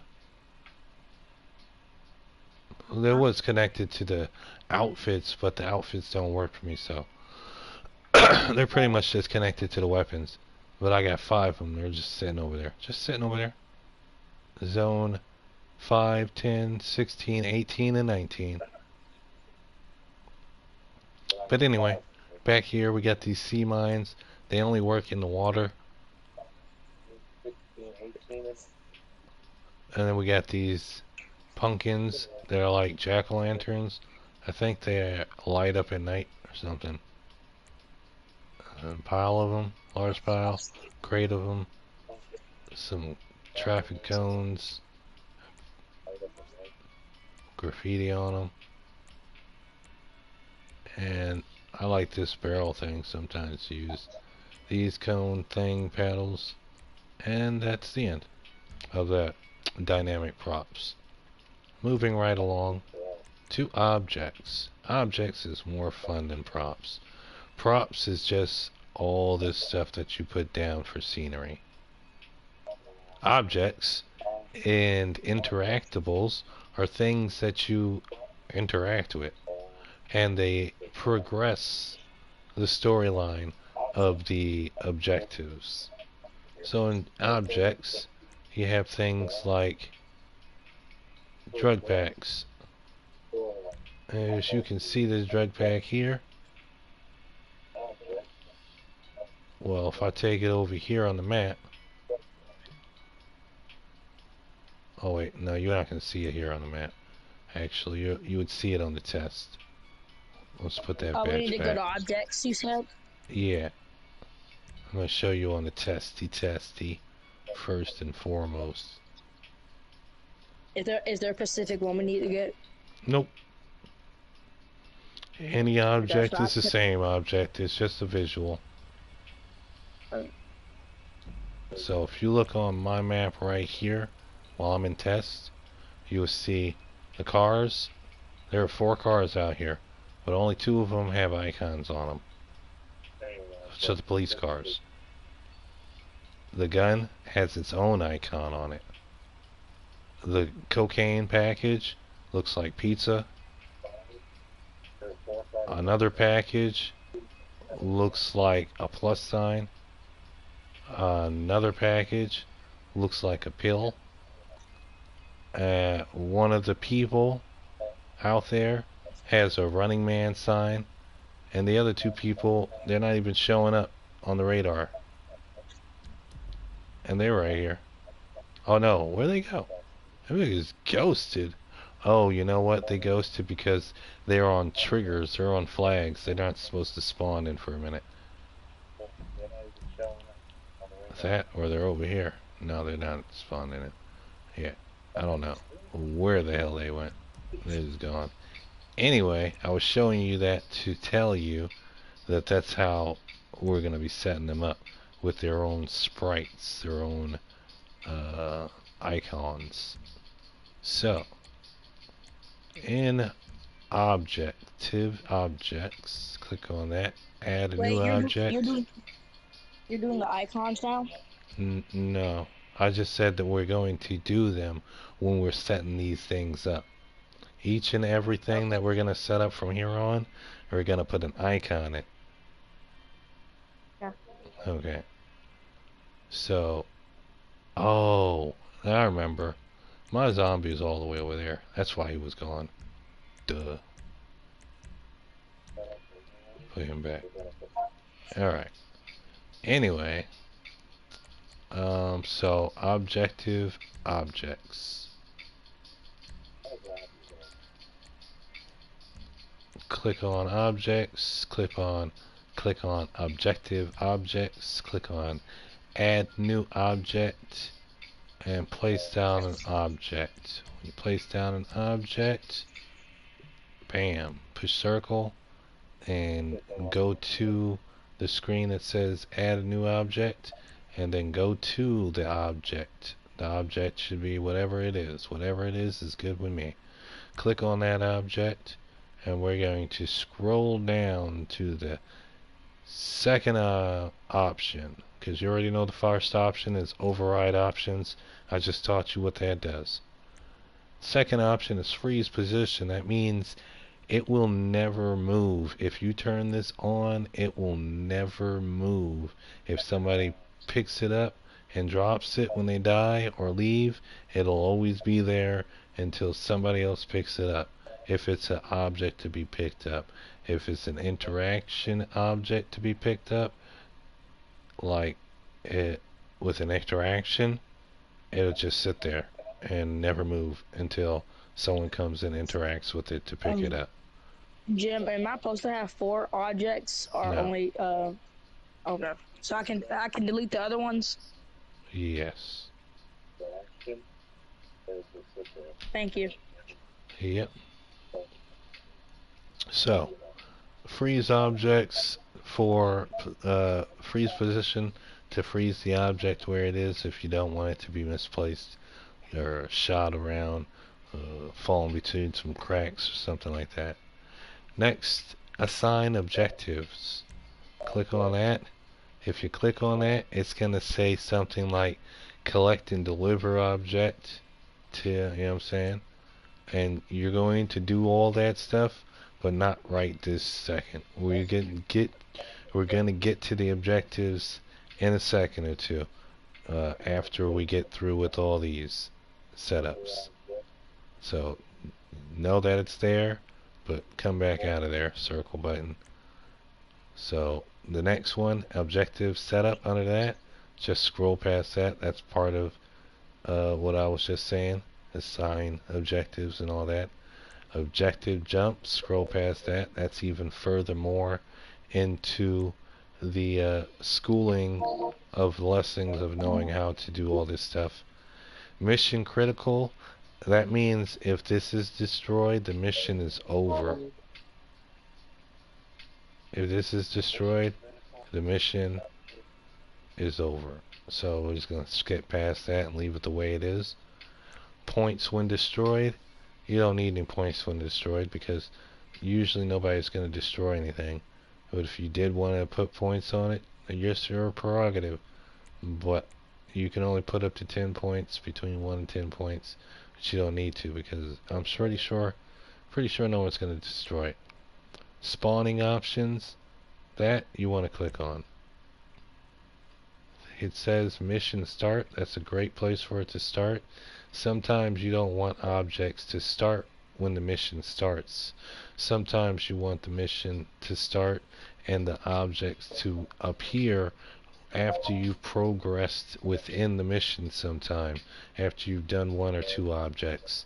So you would change it to objective start, or go to location, or the second objective, capture location, or the third objective cutscene, fourth objective cutscene, so on, so forth. You know what I'm saying? Wherever you want it to spawn in the map, you would put it to that objective, or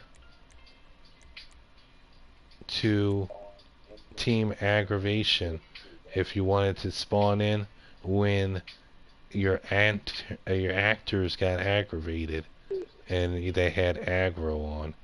You wanted them to aggravate it so that they spawned it in. You'd put it for a team aggravation spawn.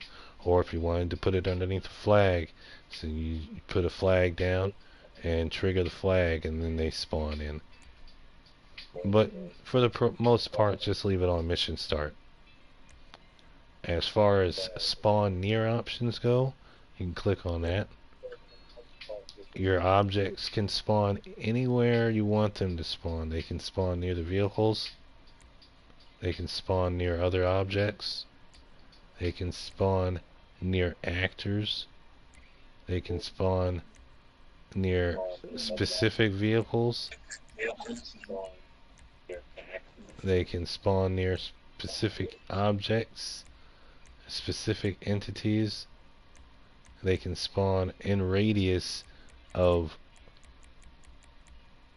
0 meters to 5 meters to 250 meters away from that object, entity, or what have you. So if you're making a zombie map or whatever, you would want them to spread out when they respawn. So you would put it on something like that, which we're going to get into when I show you the makeup of all three of these characters, because all three of these characters have their own programming.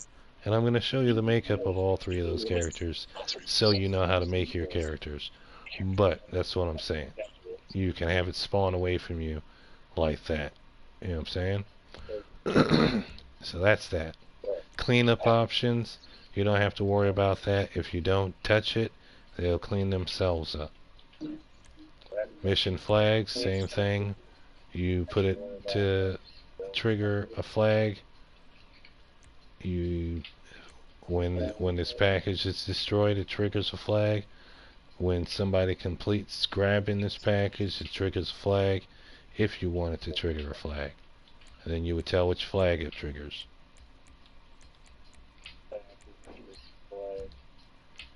Blip setup, right here with me. Go in there. Blip setup. Is that one or two? And blip setup. And the missions flags. Oh no, don't set it up to a mission flag. I was just showing you that you can set it up to a mission flag. You do that on your own time when you figure out how to use the flags better. I'm going to show you how to use them, but you do it on your own time when you find out how to use flags better. So just leave it off for now. Scroll down. Blip setup options. Click on that. It should already be on yes. If not, click on yes. And this is if you want blips. If you don't want blips, then you don't need blips. You don't have to have blips. But if you see down there in the right bottom corner where that pill is, that's the blip for the package of drugs. I put that there. I did that. You can make it anything you want. So the option underneath that is miscellaneous. I have criminal drugs under mine. We have criminal drugs, criminal holdups, criminal wanted, darts, deathmatch, epsilon, airport, golf, workshop, bunker, vehicle workshop, weapons workshop, king of the castle, king of the hill teams, races, shrinks, sightseer, snitch, special vehicle race series, tennis, Vinewood tours, Challenge Series, Yoga, Hot Property, RC Workshop, Air Production Boost, Downtown Cabs Company, Kale Perico Series, Biker Bar, RC Workshop, Hack Target, Joust, Turf War, Casino, Chips, Conserje, Horse Racing, Table Games, The Wheel, Shop, Hardcore Comic Store, Docs Export, Fairgrounds, Hunting, Movie Collectibles, SecuroServe, Shipwheel, Stunt, Stopwatch, Dollar Circle, Dollar Square, Test Circle, Tow Truck, Using Menu, Dead, Lutendorf Cemetery Survival, Pizza This Restaurant, Aircraft Carrier, Missiles, Bobcat Security, Alarm, Cocaine Production, Fate ID Production, Meth Production, Money Production, Weed, Cash, Super Freaks, oh no, sorry, Strangers and Freaks, Super Freaky, CCTV, Passive, and I don't know, Adversary. It's a lot more than I expected. It's been a minute since I've been Yes, a around lot. here. You know what I'm saying? Mhm. Yo, Ultras. I forgot what I was even looking at. Ultras. I thought that was A. That's crazy. Arena Turret, Cash Register, Keys, and back to criminal drugs.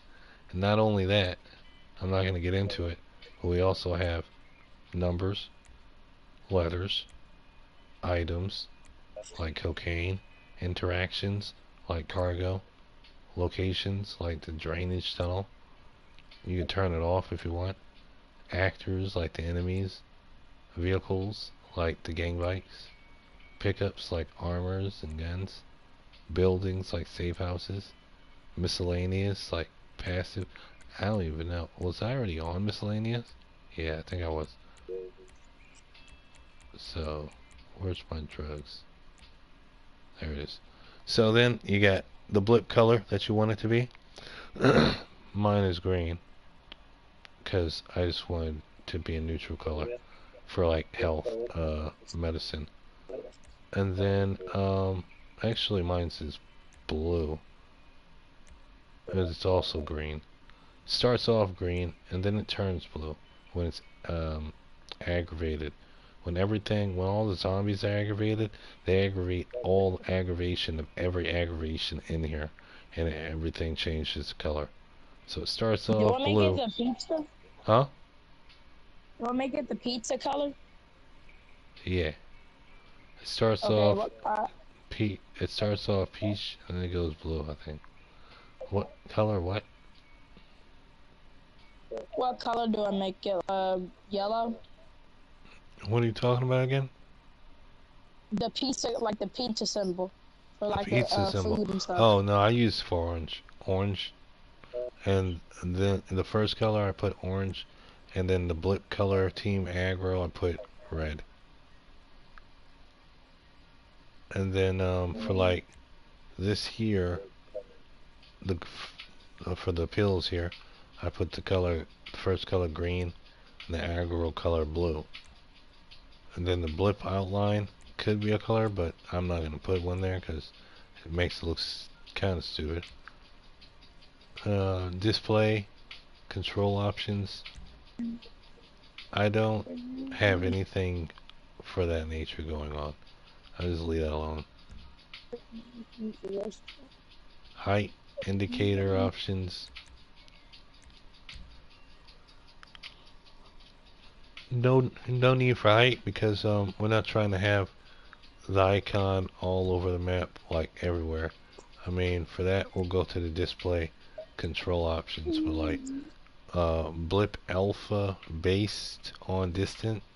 No, because I don't want nobody to be looking at the emblem because it's around us or not around us.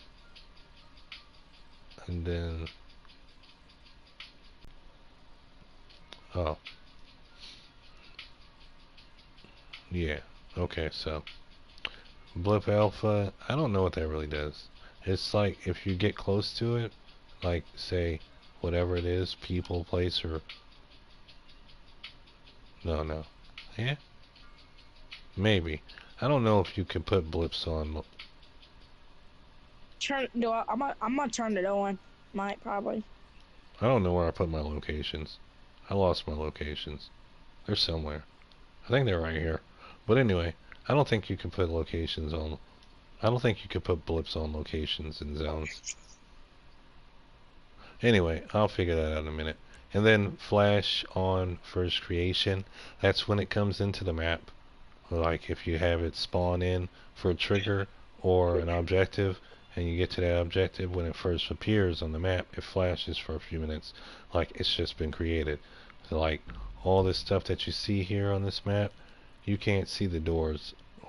You can't see you can see the yellow. You can see the warps. You can't see the doors when I'm playing the map. You can see the zombies. You can see the pills. You can see the medicines. You can see a lot of stuff, but you can't see the doors. Stuff like that. on the indicator. Anyway, one second. Let me take a drink. And then display control options. Scroll back up to that. Push X on that.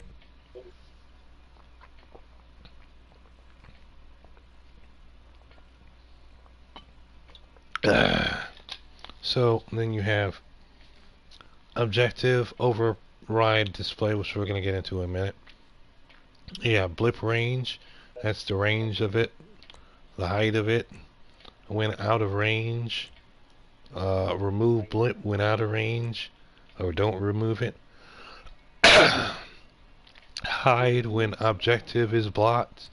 Always show on map. Show on map. Check interior. Show only in same interior. Blip flash in range. You just leave it the way it is because it's going to do what it does regardless. When you go to objective override display, here you can just turn it on all the objectives. You just turn it on, and then it will be on all the objectives on the map all the time. That's it. You don't have to do none of this fancy stuff. You ain't got to do none of this fancy stuff. Well, you do got to do this and this and this and maybe this, but you don't have to do none of that. Black Jesus, invite me to a freaking mission. Alright, then come back out of that, and come back out of that, and that is the object options for objective object. Right? Yeah. Oh no, that's not at all. Okay, sorry. Go back in there. I thought I was done. Because I was getting a dry throat over here. So scroll down underneath blips to custom names. And this is where you can give your object a custom name. Like my object's custom name is meds. Because this is not just drugs, but it's a medicine pack.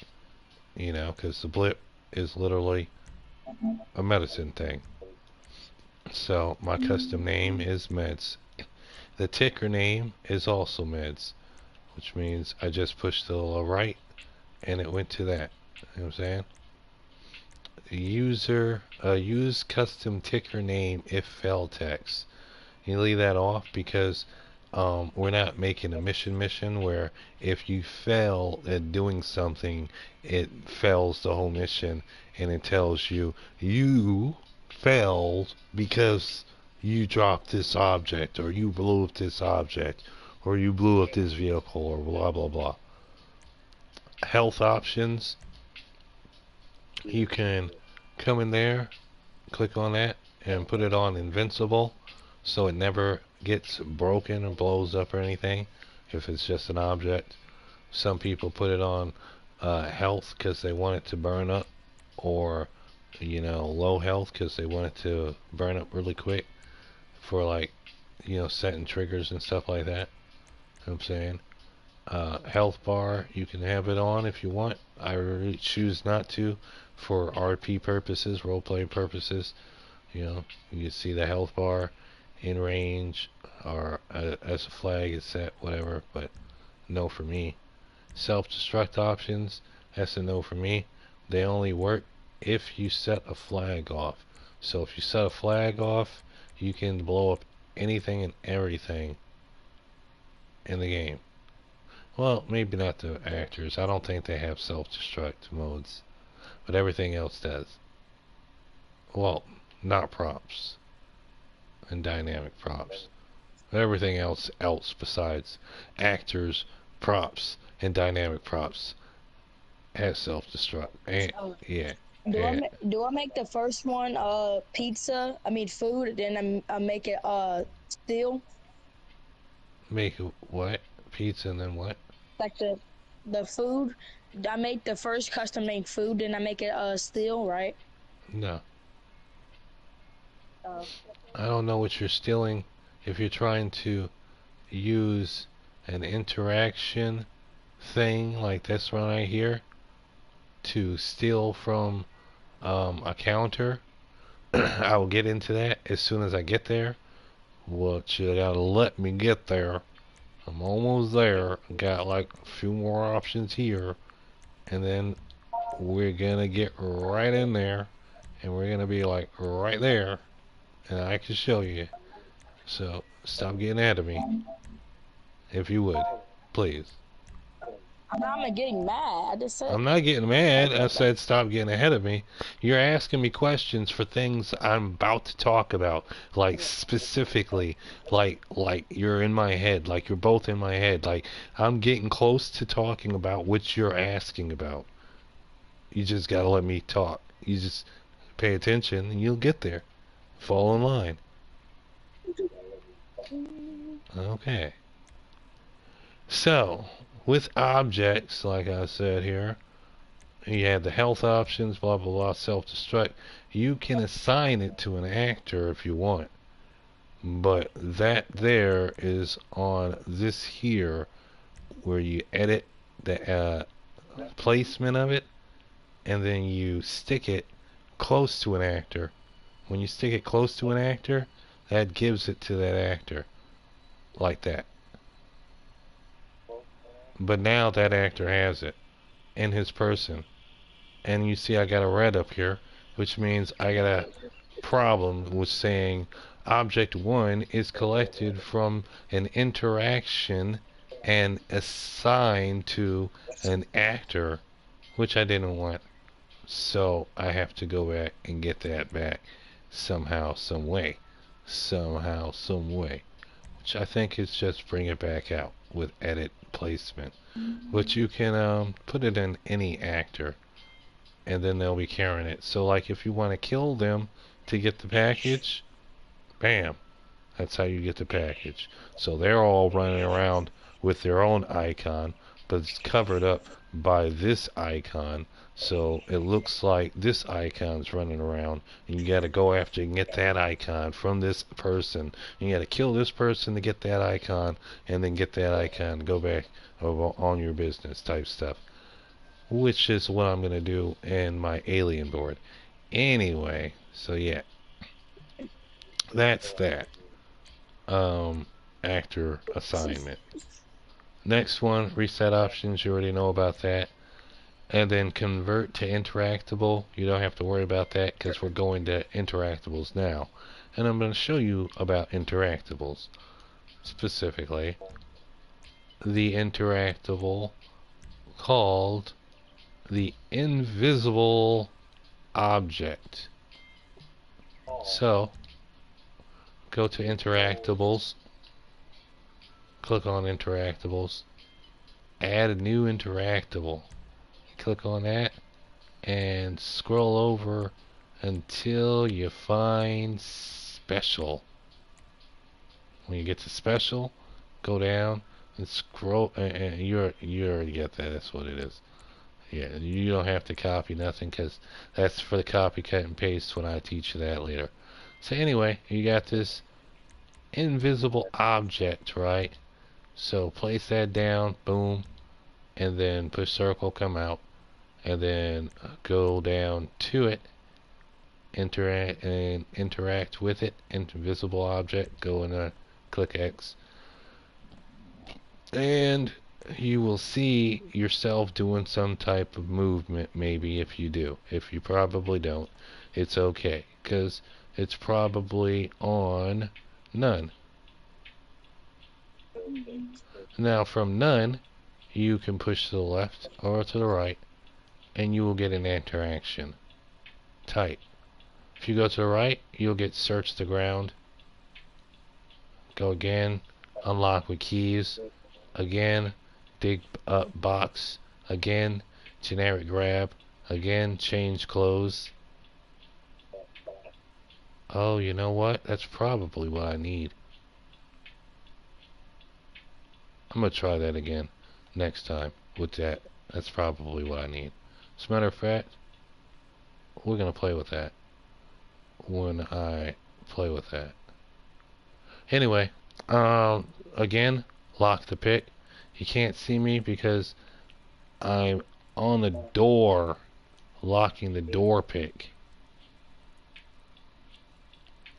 And he just put me in the ground. The other one, hacking, mini games, they're fun. And then none again. So as far as you want to steal something, blah blah blah, what you want to get is generic grab. And from there, you're going to go down to variation generic grab. See, each one of these has its own generic, it has its own variation of what it's doing. You have to go in there yourself and see specifically. So left or right, we go to the right. You got a low left hand, low right, both hands, mid left hand, mid right hand, mid right and left hands. That's still. High both hands, high left hand, high right hand, high right and left hand. That's a still. Anytime you hear both hands at the same time, that's a still. Low both hands, low left hand, low right hand, low right left hand. That's a still. So that's what you would want, is to go to that one right there. And if you're too close to, let's say, let's put that right there for a minute. Give my prop. Shelf. Put that over here. Like so right here. Bam. And go back over here to options, you said, objects. If do you're I have too to convert the drugs to the interactables? You said what? If you want, the you don't have to. okay. I wouldn't. Oh, I wouldn't. You can, but I wouldn't. Not right now. That's in the future process of your own making your own stuff, type stuff. So basically, say you wanted to steal something from this shelf here. You put your invisible object as close as you can right there, and then you'd get your generic grab going on, and your mid right and left hand going on. Then you come down here to animation, offset, distance, and yaw. Yaw is a rounding circle. Hee haw, yeehaw. It's not moving because it's not set here yet. And off distance is left and right and back and forth. See what I'm saying? So if we were to get like right here and then go to yeehaw and turn around, we're still not closer. We still have to get closer.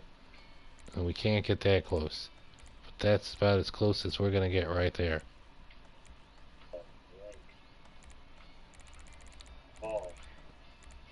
So that looks like we're stilling. Now to make it say that we're stilling, we have to go down here to prompt range. Prompt range is how close you want to interact with it. If you're like off the shelf like that far, you probably want to interact with it like, say, that much or so, just to make sure that you're off there. And the interaction prompt underneath that is what it's going to say that you're doing. So in order to still, you want to be on press input to still, where there's also to take, to enter, to exit, to take out, to destroy, to save, to pick up, to collect, to activate, to deactivate, to toggle, to open, to close, to start, to end, to read, to plant an explosive, to plant a device, to arm a device, to detonate a device, to disarm a device, to access a device, to trigger a device, to equip a device, to remove a device, to send a device, to swap a device, and close to bed, to change, to check, to sabotage, and to mark, to block, and to dig, and to ring a bell. They got so many. This is crazy. To knock, to drink, to eat, default, to search, to hack, to use, and to steal. Sheesh. That was a whole list of things to do, to interact with. And then the next one underneath that is remove interactable after grab. That means this invisible interaction be gone after they take it or whatever, after they interact with it. You clicked yes, and then it's gone. But if you want it to always be there, you click no, and it'll always be there to interact with over and over again. But if there's interaction consequences in it, you might not get anything from them other than a bag or something. Then down here, interaction consequences, you have set mission flags when complete. If you want to set a flag when you successfully did something interaction wise, you set that flag off, whatever. This one right here is for a specific thing that you have to initiate in the previous options that I'm not getting into because we're not doing none of that. Clear mission flag when complete, same as set mission flag, but you're clearing it now. Points given for getting this interaction, I usually just put 20. You are invited to a party. KOKB the hood. Give gear like a bug bag, or a book bag, a duffel bag, or you can give an earpiece. You can give a duffel bag. You could give the headset. the radio headset. So if you're talking with radios and stuff, you need a radio, stuff like that. Ignore gear check. This means if you already got gear on and you do this and it gives you gear, if you have this on, it's going to ignore the gear that you have on and change to the gear it wants to give you. If you have this off, it won't ignore the gear that you already have on. It'll just give you the interaction stuff that you're getting from it, and you'll keep the bag that you already had on. Collect an object, that would be like a drug pack. And this is where you would link the interaction to that, and you would get something to steal. So you would, I only have one object, you would collect it to that. Bam. And then from there you would have to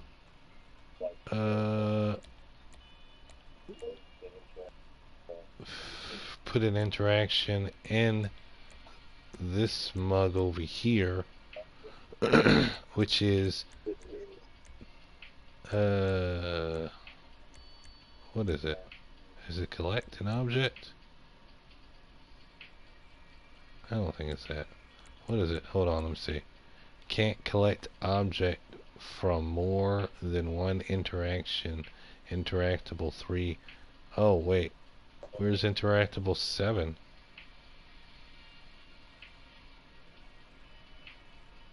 Interactable 7 is using interactable object 1. Oh yeah, that's right, because it's the pills over there. Yes, yes. I have to show you what that. Give me a second. So let's take that off real quick. Oh, where are we at? I can't see nothing because I'm messing up my screen. Where were we? Interaction consequences. No drug pack. Come out, go to drug bottles. Let's bring these over here so you can see them. Alright, so we got the drug bottles, right? And these things weren't being picked up off the ground, they were on a table and were being picked up off the table type stuff. And within the interaction consequences is the drug pack, you see. So when you interact with these here, you don't just do that there interaction, you also get a bug star bag and you get a drug pack. Now this teleports from wherever on the map that you put the drug pack. I usually put them on top of the hospital so nobody can get to them, and they're marked like a pill or medicine with their blips, so they look like the hospital icon.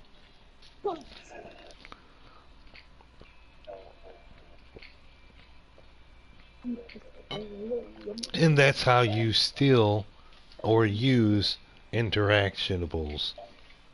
So we got 2 interactables set up already if you're following along.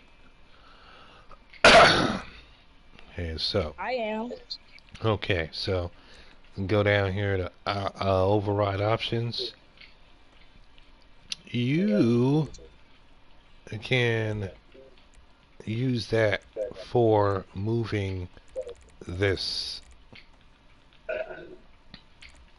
Put it on the table, you know what I'm saying? Whatever. Move it around closer. Well, actually, it's time to go closer because you're already in your set position and you'll go with it. But you could definitely put it up or down. Put it on the table and stuff like that. Coming out of there. Spawning options. That's already set to mission start. You don't have to worry about that. Cleanup options.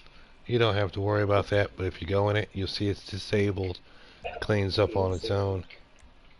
Mission flags. If it's set to something, you'll know it because you'll set it to it. Blip setup. This blip setup is set up for health as opposed to the other one. That is a pill. This one is a health symbol. So you got that icon too. As you see, it's default color, so it's always white, like the original health. And um, like the other display, it's on for everything except for the cutscenes. It really doesn't matter about the cutscenes, but you could just turn it on for everything, really. On all blips, if you want them to be on the map all the time, you turn them on for all cutscenes in the objective override display menu. When custom names, you can call it whatever you want. Walker, Survivor, Farmhouse, Infected, Squad Cruiser, Door, Gear, Meds, Lurker, Biter. Well, we got Gear, we got Meds, so I'll probably use Meds. Oh, I wasn't finished. And then health options, Invincible, proof options, those are already off. You don't have to worry about them. We'll get into proof options when we get into avatars and our cells and stuff like that. Reset options, you already know what that does. Convert to objective object. That means instead of interacting with it, you'll just pick it up or destroy it. No, you'll pick it up like it'll be on the ground, and when you walk over it, it'll be like plink, plink. It'll do that. It'll go plink, and it'll be in your inventory. Like Mario with the golden coins, or Sonic with the golden rings. Alright, so moving right along, now that we got that out of the way, just keep that to the side. We're going to move on to mother freaking vehicles. In vehicles, we got your one vehicle. My one vehicle is my ambulance. But in here, you can just go all the way to edit placement. And edit placement, you can change what you want. You want a service vehicle, industrial vehicle, and utility, a van, a truck, a helicopter. You pick the vehicle that you want. Me personally, I just wanted the ambulance, so I'm gonna stick with the ambulance. But you pick what you want. You know what I'm saying? You pick what you want. No, I'm staying with my fire truck. Sorry. Okay. So now that we got that established, and put that back down, push circle, and wait for this guy to get off my screen. Go back in it. And from there, override positions, you know all about that. You don't need to learn about that. Assign objective. I'm going to show you. Get into it. Let me just get to it. Just let me get to it. Assign objective, you know about that. You don't have to do that right now. Objectives come after you place down the initial part of your storyline. You don't have to know where you're going to put everything, and you don't have to put everything where you're going to put everything off the rip. Just put it all here, and so you can figure out what you're going to be doing with your storyline. And when you got everything placed here and your storyline's all set up, then you can go to the places that you're going to set up everything and set up everything all pretty and stuff. But for right now, you're setting the whole scenarios for everything. No, you're not setting the scenarios. Right now, you're setting the foundations for everything. So, objective setups, don't need that right now. Or objective jumps. Mission critical, don't worry about that. Points when destroyed, don't worry about that. Spawning options, worry about that. Go into that. Mission start, you should have that there unless you want them to spawn in on an objective. And if you got objectives for them to spawn in, then you put them on an objective to spawn in for the objective, or team aggro, or mission flag if you want them to spawn in for that. Otherwise, just have them for mission start. You want them to spawn near somebody or something, then you have an actor or another vehicle you want them to spawn, or object you want them to spawn near, If not, then leave it as disabled. Respawn options. If you want it to continuously spawn over and over, you put it on unlimited respawns. If you want it to have limited respawns, you have either no respawning or one respawn, or take it to the limit respawns that you want it to be. You know what I'm saying? So if you want them to continuously always rely on these vehicles, it'll be unlimited respawn. To blow it up, it'll respawn back where it spawned in originally. If you don't want them to continuously use the vehicles, then you just want it to respawn like a couple of times, and put it on 2, and then it'll respawn a couple of times, and that'll be it. The delay of how many times it respawns, 0 seconds is right now. 1 second is 2 seconds is 60 seconds is a whole minute. You want it to spawn in a whole minute, whatever. Respawn range from this close, from this close to this far. Whatever your preference is.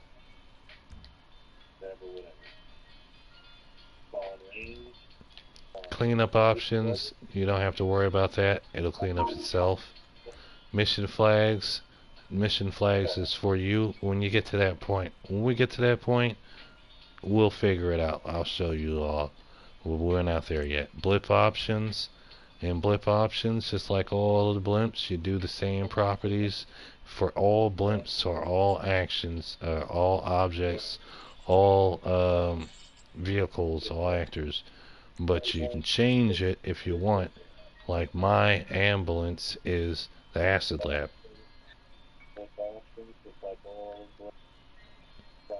Whereas my ambulance or my fire truck blip is a fire truck.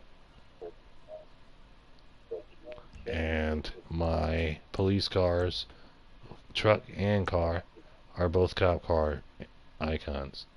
And they're all white. Because they're always going to be either default color, which is the color of the vehicles themselves, which is dark green, or if you want to make them say red for the red team and blue for the blue team, if you can actually get teams or something, green for the green team, purple for the purple team, because when you have 4 teams, you got those through 4 colors type stuff. Customize the name, give it a name, your squad car, whatever you want to call it. It's going to be that for everything, because you got only 10 names, and you got to be sparingly with those names. You can give some things that are close, similar to each other, the same name, like both the truck and the car are both called squad cruiser type stuff. Anyway, coming out of that, down to custom ticker. Oh man, my name went off. Wait, what's this? Is the ambulance? Oh, it has no name. Oh yeah, custom ticker. That's the name. Same thing. You could put it for whatever. For the fail, you could leave that off. Health options. This will make the freaking truck or whatever immortal. You set it for 1,000 life, 105. Default is regular. Health bar options, you can turn those on. People will see that the health is depleting or whatever. You could show them health bar on a certain flag triggered, or you could show it in a certain range limit, really close or from far away. You know what I'm saying? Self-destruct. I got all my vehicles to self-destruct on the last what is it, the cutscene? Yeah, the last cutscene. The last cutscene I have marked on flag 30, and on flag 30 I have all my vehicles on self-destruct. So when you see the cutscene going off, you hear and probably see the shaking of the screen and all the vehicles just spontaneously combust. I haven't tested it yet, but I'm sure that's what's going to happen. Pretty sure of it. So bulletproof tires, yes, no, whatever you want.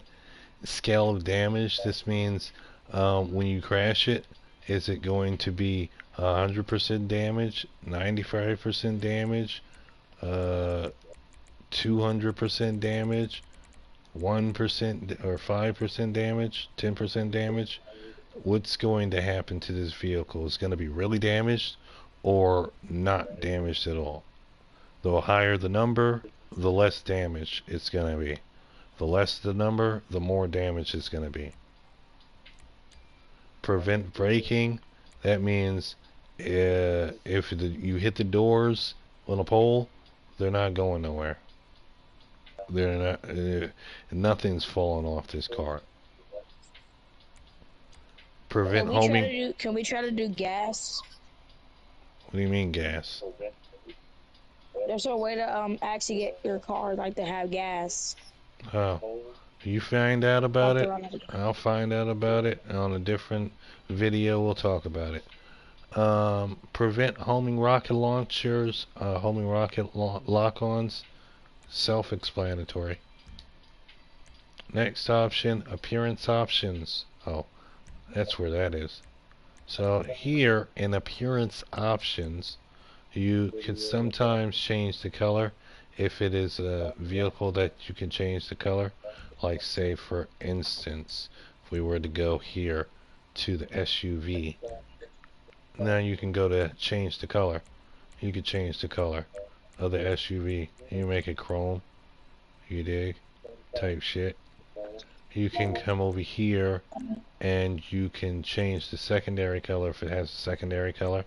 You can give it mods preset if it has weapons mods and stuff like that. You know what I'm saying? Change the mods on it.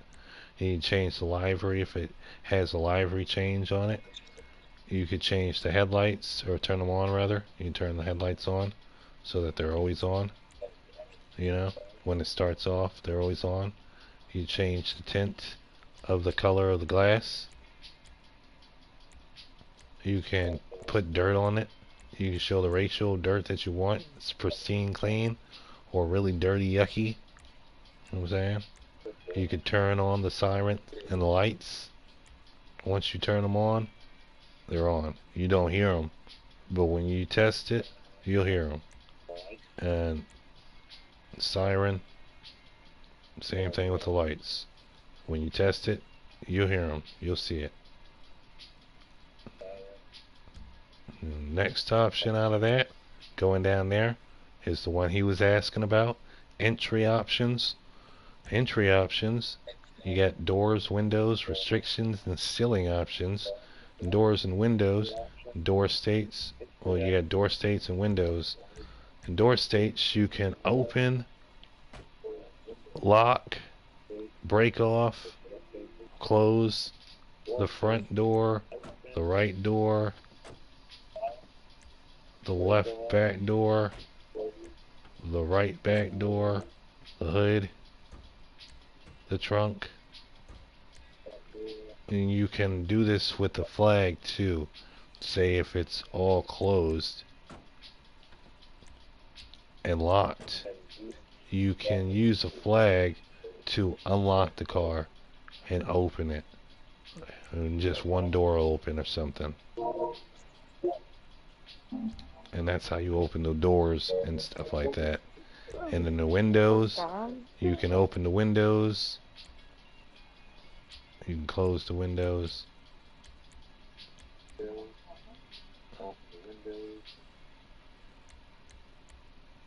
And then open and close the windows. And then restrictions. Restrictions, you can make it so all teams can't access it if you got teams at all. If it's just one team, you can make it so nobody can access it. Everybody's restricted from it. Or if you got teams and you manage to get teams and you just want certain vehicles for certain teams, you can restrict certain vehicles from certain teams and have certain teams available with certain vehicles type stuff. Stealing options, you can turn it on and it will be a stolen vehicle when you get in it, which means you have to break the glass in order to get in it. Turn it off, you just open the door and get in it. Requires hot wire. If you turn it on, when you steal the car and you jump in order to turn it on, you have to hot wire it. If you turn it off, you don't need to hot wire it. Alarms, when you jump in a stolen car and you have to hot wire it. Once you hot wire it, the alarm's going to go off if this is on. If this is not on, it's not going to go off. Wanted level, if you're still in this car and you jump in and hot wire it and the alarm goes off, the cops can be called on you for specifically still in the car. You don't have to have stars on for the whole mission in any objective whatsoever, but you can have them on for stealing cars specifically. And the minute someone steals a car, and you know why, because someone tried to steal a car, and they get it. That's their just dessert. That's what you get it. It could be from 1, 2, 3, 4, 5 stars, how many stars you want, and the wanted delay can be 10 seconds, 1 second, or instantaneous, which is none. So that's that. That's entry options. Next option, initial radio stations. This means what station's playing on it right now. I know you can't probably hear it. Let me see.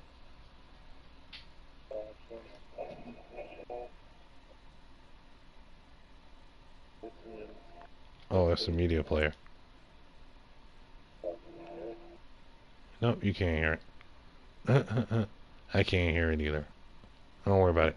But you know the stations that you like, and if you want the random car to be playing a random station, and like it's an abandoned car, and it was abandoned like that, and all the doors are open, stuff like that, and it's just playing a radio station, and you can put it on a radio station to play the radio station.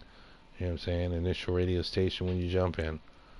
Reset options, you already know about all that. Which leads us to now this next option that I'm going to show you within actors, you can do with all these. You can do it with vehicles, you can do it with pickups. You already know about pickups. I don't have to show you about pickups, but I'm going to show you about pickups before actors. You can do it with props. You could do it with probably dynamic props. You could do it with interactables. You could do it with objects. You could do it with anything and everything. Huh? Yeah, I went to the bathroom. What did I miss? I went to the You bathroom for a second. you'll see it on the video. I don't have to rehash. All you gotta do is put your finger on the left hand side of your screen and tap 5, 6 times. You'll see everything you missed. But let's just keep it forward. Anyway, so before we get into the actors, which is the best part, we're gonna get in here to the pickups. And like I said, within the pickups, push on add a new pickup. You already got the pickup. I got the stun gun. Pick up my stun gun. I got the MK. The Yeah. pistol. Put that down there. I'm going to edit it now. I'm going to change it to something a little more thoroughbred. Say the sniper. Right? Sniper rifle. Good stuff. Okay. Now we got this sniper rifle here, right? The options for this, we got spawning options. You spawn it in whenever you want, in the beginning of the mission, during an objective, or during a flag, depending on what you want. Cleanup options, you don't need that because if you lay down a gun, you want people to come and get it. That's that. Ammo options, you can put it on clips, rounds, whatever you want. I'm going to use clips. Ammunition, I mean, I'm not saying that I'm going to use this gun per se, but I probably am going to use a variation of this gun with the inventories. So it's just going to give us this gun. Then we're not going to have to go get it.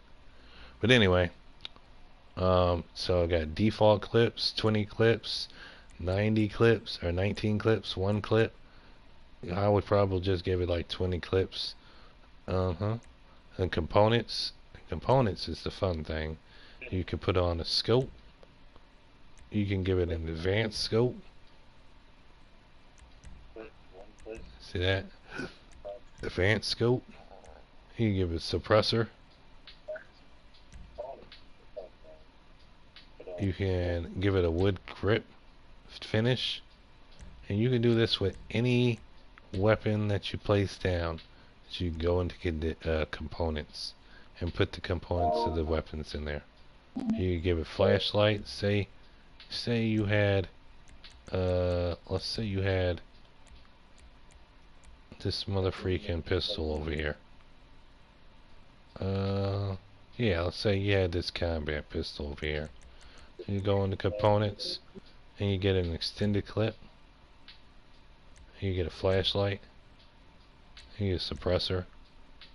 And you get a luxury finish. And everybody get the same. If you leave it on default, I'm pretty sure it'll be their color of their specific gun if they have that gun. But I'm not too sure. Another one that's even more in detail is these right here. Say, oh yeah, go to this side and find a Mach 2 pistol. Okay, a Mach 2 pistol, a Mach 2 anything, components. Then you get a list of components. You get extended clips. You get tracer rounds. You get incendiary rounds, hollow point rounds, full metal jacket rounds, mounted scope, flashlight, suppressor. Jim, You can only have 5 options at a time though. 1 second. Jim, where do I place my pickup? Oh, okay. You get 1 second. You get compensator. You get digital camo for the paint jobs, the brush. I'm not going to get into all those, but those are different looks that you can make them look. You know, if you just want them like, what do they call that? Unique. But they won't be unique because everybody will get the same gun. Regardless. Now, as far as where to place your stuff, it's your map. You place your stuff where you want to place your stuff. We haven't even gotten that far yet. You know what I'm saying? We're still teaching everybody about how to use everything and what everything is. You're getting ahead of me. Oh yeah, Jim, I have my own Glock. I made the heavy pistol the Glock. That's what's up. I like me some Glocks. So that was pickups. Now we're getting into the final last entity before we get into objectives. With objectives come placing everything down where it should go. You see what I'm saying? You know. Okay, so with the actors, go to actors, add yourself a new actor, add yourself a new actor, If you already added Okay. actor, just go to that actor and select that Okay. actor. For this actor here, the first one, that's not going to be a following entity. We'll do the following entities after this one. This one's a mindless one. This is a zombie. I'm going to show you how I make a zombie, basis of a zombie, and all that good stuff. So, bring your zombie over here. Blah, blah, blah. Put it down. Go into your options. You got your overrides. You already know what to do with that. Assignments. You know what to do with that. Objectives and jumps. You know what to do with that. Mission criticals. You know what to do with that. Points on death. I usually just give it a 10 because that's as high as you can go. And I like points. Spawning options. On spawning options, I'd like these guys to be out in the beginning of the mission, but you can spawn them whenever you want. Spawn near options, that there is disabled at the moment because it's just him by himself. When I put multiples, we'll come back to spawn near options because I'm going to want him to spawn near his brothers, but not just any of his brothers, a specific brother. And then I'm going to have all of them, the rest of them, spawn to that one brother. So when you kill all these zombies, they respawn in a radius near that one other brother. And if you kill that one other brother, he spawns somewhere else too, and then they spawn over there as well. So anyway, you just leave that disabled right now. Respawn options though, you want that to be 99 if you want a limit. If you want a forever zombie, you put it on unlimited lives. If you want it a limit, put it on 99 so you know at some point in time all the zombies are going to be dead eventually. Respawn delay, it's a zombie. You don't want it to, you want to shoot it and have another zombie coming at you. So if you only have one zombie, you kill it, you want it to come back instantly after you. So you don't want no seconds to delay. So instantaneous. Boom, he's dead. Boom, he respawns. Radius. This is a 300-meter radius from wherever it spawns in. So in the middle of this radius, if the brother zombie that I want him to spawn to is there, I want him to spawn in a 300-meter radius around that one zombie in the middle. So he can spawn anywhere in that area.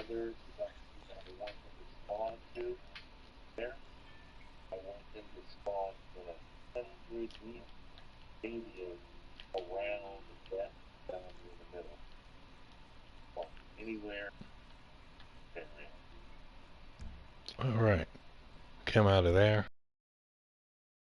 Cleanup options, you don't have to worry about that.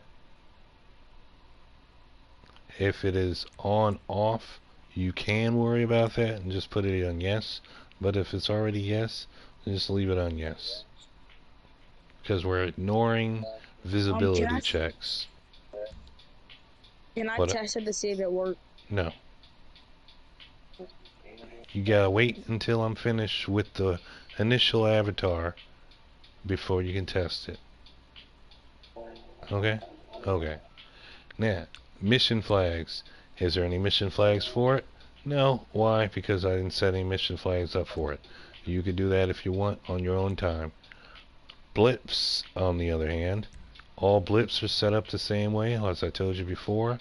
This blip in particular is a flaming skull. It's underneath actors, and it's a flaming skull. You also have things like target skull or bounty hunt hit skull.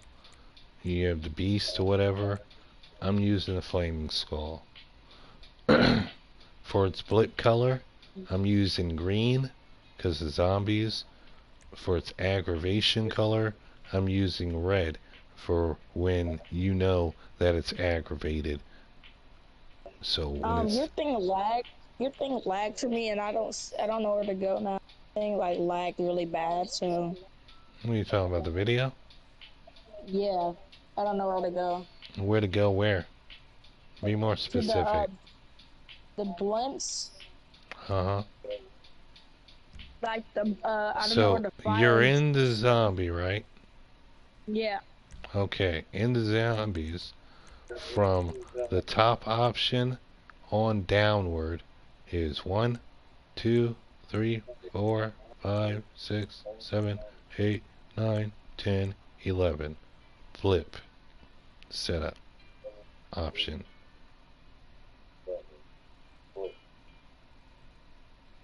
And click on that and have it on yes at the top. Have it on actors because this is an actor that you're making. You want a zombie, you use a skull of any sort, or the dog head for the beast, or whatever you want. I'm using a skull. You can use the dead symbol. I'm using the skull. My skull is going to be green, and when I aggravate it, it's going to turn from green, neutral, to red, hostile. And then from there, I'm going to go down to display control options. Click on that. I'm going to ignore everything that you see right there. I'll explain it to you in a minute. Click on objective overwrite display and click everything on.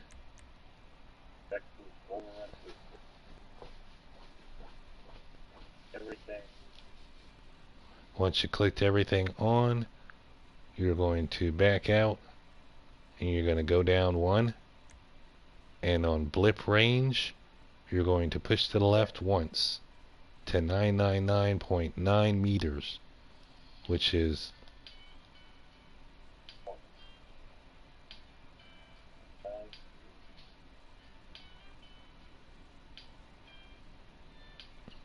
that. Okay. That is 99.9 meters. Oh, 999.9 meters. Jeez, that's big. Yes. And then you're going to go down 1 to height, and you're going to scroll to the left to 1,000 meters. And then you're going to scroll down 1 to blip when out of range, and you're going to push to the left or right to yes from no. Push down to the other options. That's going to be a yes. The option underneath that, it's going to be a yes. The option underneath that, it's going to be a yes. The option underneath that is going to be a yes. The option underneath that that says show only in same interior is going to be a no. And then blip flash in range is going to be to the left, and it's going to be 999.9 meters.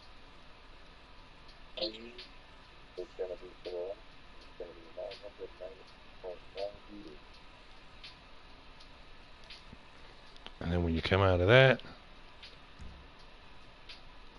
you're going to come out of that again, and you're going to go down to custom name, and you're going to name it. If you're doing a zombie, you're going to name it a walker. If you're not making a zombie and you're making a military man, but you made a zombie anyway, just because I'm doing a tutorial, you name it whatever you want. A walker, a soldier, or leave it blank, whatever. Mine is a walker. It could be a biter, could be a lurker, could be a boomer, could be a gasser, could be anything, a licker, could be a freaking ghost. What do they call it? Ghost? A witch. Could be a witch. Whatever. Next, under that, leave that off. Under that, health options. Click on that. Do that. Leave that off. Under that, health option. Click on that. On the health options, this is going to be fun. Because no two zombie is the same. Even though we're making a military map, and this map is probably going to take literally 4 to 5 hours to make all together everything, I'm still showing you how to make a zombie. So the health is going to be 2000, because that's the highest it can be. Didn't the Juggernaut be 2,000? This is a Juggernaut. You can have whichever one you want to be your Juggernaut. My Juggernaut is this guy. You know what? Let me put this out. I'm going to stick it in this pipe. And then I'm going to smoke it. Anyway, so underneath that, proof options. Click on that. Bulletproof, leave that off because you want to shoot it. Flame proof, put that on because you want it not to cry and roll around in agony when it's burning. You want it to come at you in flames, so leave that on. Explosion proof, leave that off because you want to blow it up. Collision proof, leave that off because you want to run it over. Melee proof, leave that off because you want to hit it, knock it off, knock it over, and kill it. Steam proof, you leave that off because I don't know where steam is, but it's gonna kill it. Smoke proof, leave that off because of the tear gas. Electric proof, you leave that off because of the taser gun and the taser prod stick, whatever it's called, bolt or juicer, electric jolter, whatever. And you want to use that sometimes, maybe if you do. So come out of that, circle button, come down to dies in water. You can put it yes if you want them to die in water. I leave mine on no because they're zombies already, they're dead until I kill them. So they can swim. So you leave that off so that they can swim. If you put a yes, they can't swim, they die in the water. Non-critical headshots, I put that on so it makes it seem like it's a really hard zombie to kill because you can't just shoot him in the head and he dies like all the other zombies. This is why this is a Juggernaut. Falls out of vehicle when killed. He's not getting in the vehicle. If it does get in the vehicle and then you kill it, it's gonna fall out the vehicle because this is on. Oh, for that critical headshot, if you do want to give it critical headshots, leave it off. But if you don't want to give it critical headshots, because there are 3 variants of zombies that you can make, and you can make one a headshot, or one not a headshot, and the other one whatever. You know what I'm saying? You could take this options for this prototype zombie and then copy it to another zombie and then make that zombie alter somehow, but you still have the same basic structure of this zombie. I'm just gonna show the health. I'm gonna enable a health bar so you can see it. Okay. And then always one hit kill. That means if I shoot him in the foot, he dies. If I shoot him in the finger, he dies. If I shoot him in his eyelash, he dies. So if you want that to happen, then you put that on. If you don't want it to happen, if you want to shoot him and he gets up and you want to shoot him and he gets up and you want to shoot him some more and he keeps on getting up, then leave that off. One hit kill when not alerted. When he's not paying attention to you and you shoot him in the head, he'll die. When he's not Yeah, I'm paying gonna put attention that to on. you, Yeah, when he's not paying attention to you, and you shoot him multiple times in the chest, he'll die. Because a one-hit kill when he's not paying attention to you or alerted to anybody else near you. Because if he's chasing somebody near you and you're near them, he's alerted and you can't kill him. Because you can kill him, but it's going to take a lot. Anyway, next option, health bar options. Like he said, he's leaving us on. You can leave it on, you can leave it off. More realistic to leave it off, but more strategic to leave it on. Because then you know who to take out first. If you got a horde coming at you and you see all of their life bars, you'd be like, oh, get those ones over there, they're weak. And we'll take care of these ones over here together because they're strong. So, that's all up to you. You're basically my game developer on my RP map. That's what's up. So, next option, appearance option. And the appearance option is fun. An appearance option, so you know how you only have one guy, to whereas I have 2 guys, 3 guys over here. You only have to worry about this I have one 3 guys. guy. Oh, well, you only have to worry about this one guy at the moment. If you're not us and you got 3 guys and you only got this one guy, you only have to worry about this one guy.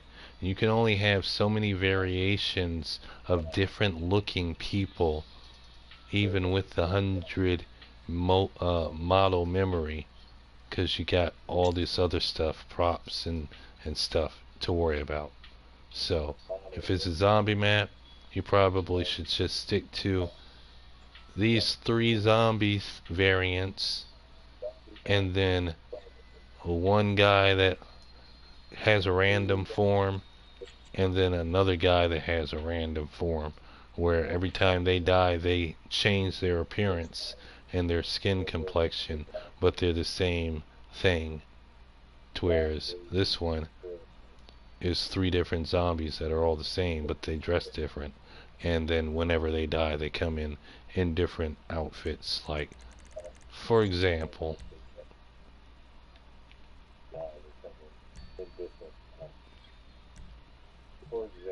see that change in his outfit? That one was Asian. Yeah, that one's Asian right there.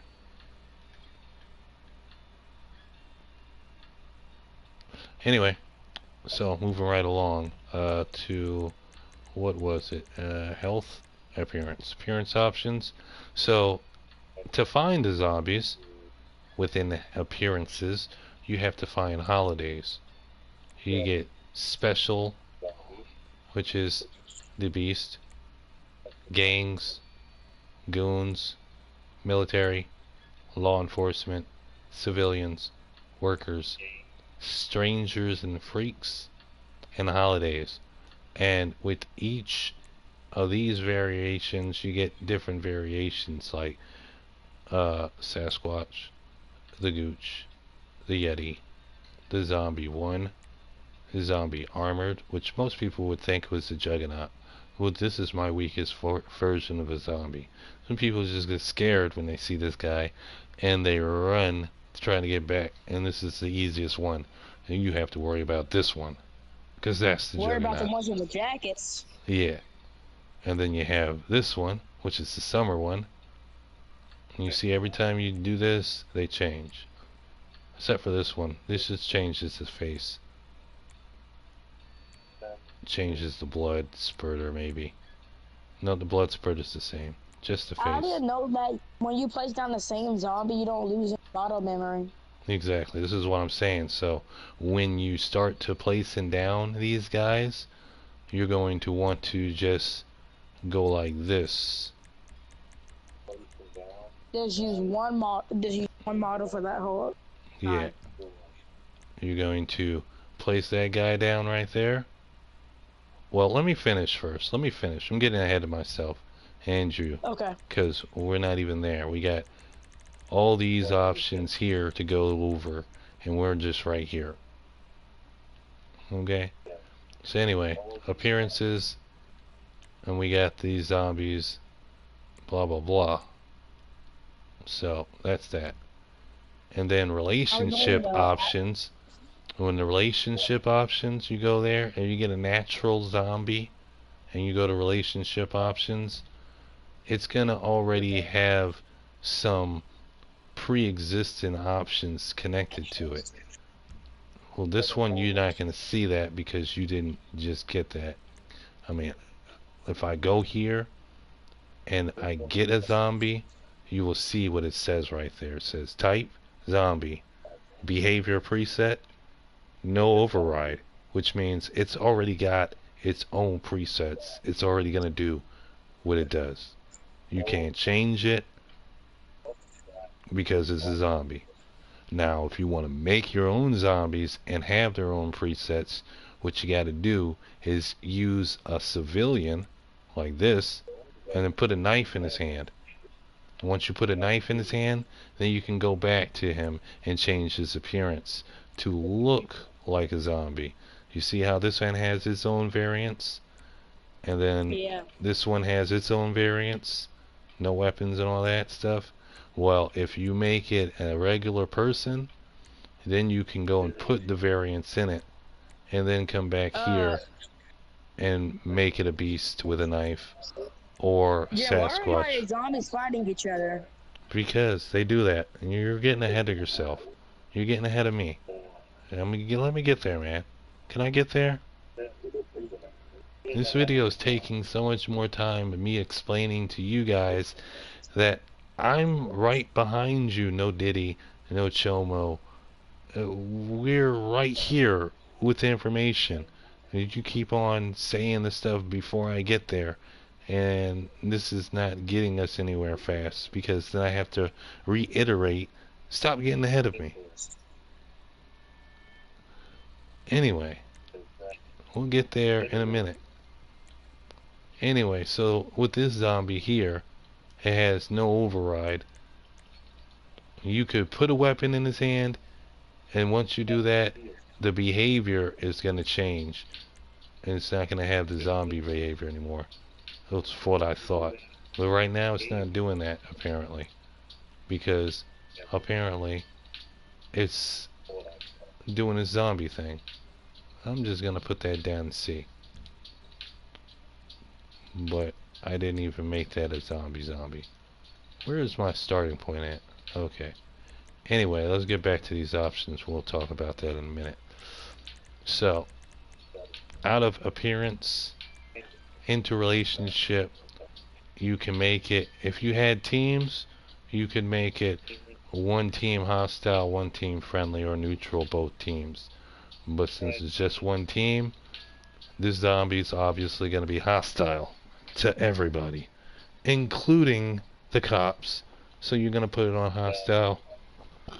But if you wanted to, like, say, make a zombie apocalypse mission map roleplay where everybody was a zombie and you had zombie friends that followed you to go kill NPCs and cops, you would put them on friendly, and they would be friendlier, following you around like a horde of zombies all over Los Santos to kill random NPCs and to kill random cops. Because when they're friendlies and they're doing what you say, they help you kill, no matter who you kill.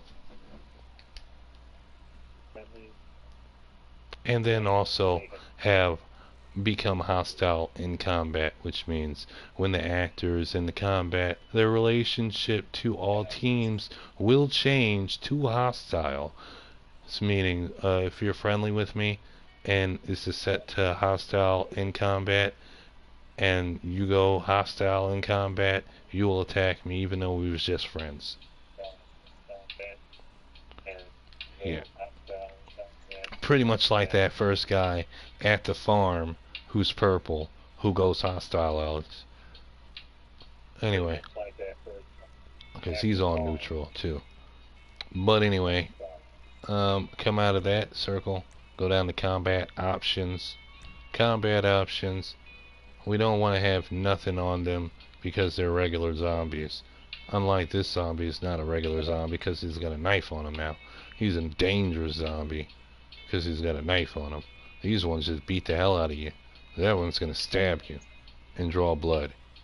Big difference. Anyway, so we don't have to worry about weapon and holster for their natural ones because they don't have no weapon. Join brawls. If they see someone having a fist fight with someone else having a fist fight, or say a zombie fist to someone else, an NPC, a cop, a player, they're gonna join. Just because join brawls is on. So they can get like 3 zombies on 1 survivor kicking the shit out of him. Type. Hordes. So I would leave it on. Why would it be a horde? Yeah. Because if you have as many zombies as I use, 40, and they're all on Join Brawls Berserk, it's going to be a horde. Especially if they're all following you. And if you're following you all over the map. I didn't see. You didn't say why? Join Brawls. I don't see Join Brawls anywhere. Oh, yeah, that's because you don't have a... Do you have a natural zombie or not? I had the one that you have. With a knife or no? Oh, no. No, I don't have it with a knife. Do I need to get one with a knife? Hold on, let me see something real quick. Yeah, it should have Join Brawl on it. Let me see something real quick.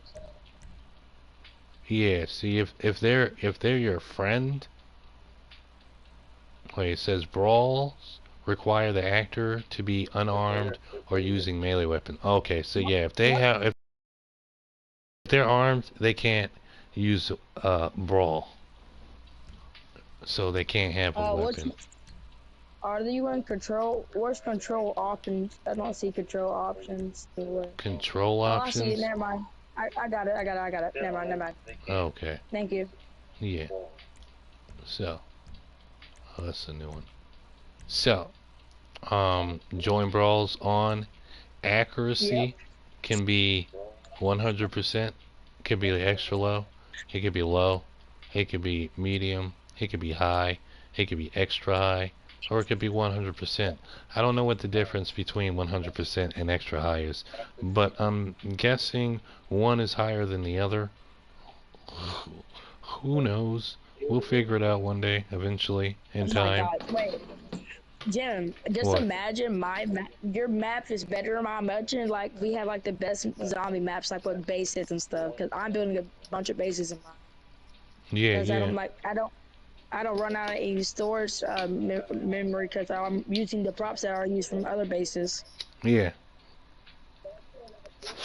You're definitely ahead of yourself, but it's good that you're smart. You know, you're definitely ahead of the game, like I said. And we're going to get into that when we get into the objectives, because that's when we place everything down. So anyway, so, After this, are you going to sleep? no.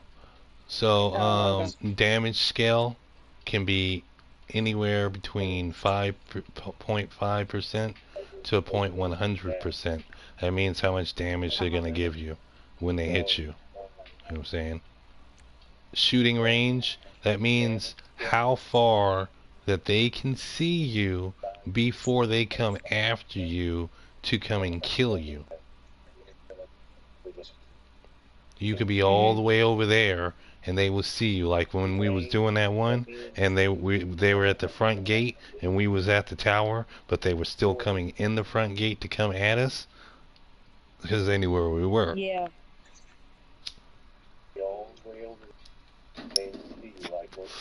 Combat style, Berserk. Berserk is the new thing because we have aggressive, which you know what aggressive is, and defensive, you know what defensive is. If you don't, aggressive is will advance and charge at enemies, but respect defensive areas.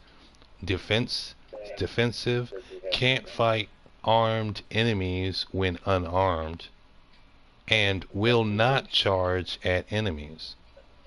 Berserk. Okay. will advance and charge at enemies, ignoring their defensive area when in combat. Meaning, I'm coming to get you. I'm Mhm. coming to get you. Alright, so that's, if you're making a zombie, that's a definite must. Combat mobility, that's how far it can move on its own when you want it to roam around. If you put it for more than this, then it's going to go out. You don't want it to go all over the place, because if you put it all over the place, it's going to be all over the map doing anything and everything that it wants. You kind of want it to attack things in a mobile radius like that. If it's all over the map, that will be probably cool and scary at the same time, because then hordes will start actually lining up and tracking you all across the map. As a matter of fact, Uh-huh. I'm going to try that next time in my other zombie map. I'm going to make that combat mobility further. Next option, leave vehicle on combat. They're not getting in vehicles to for one. And for two, of course they'll leave. You got to have that on. So if they do get in the vehicle by chance, they leave instantly.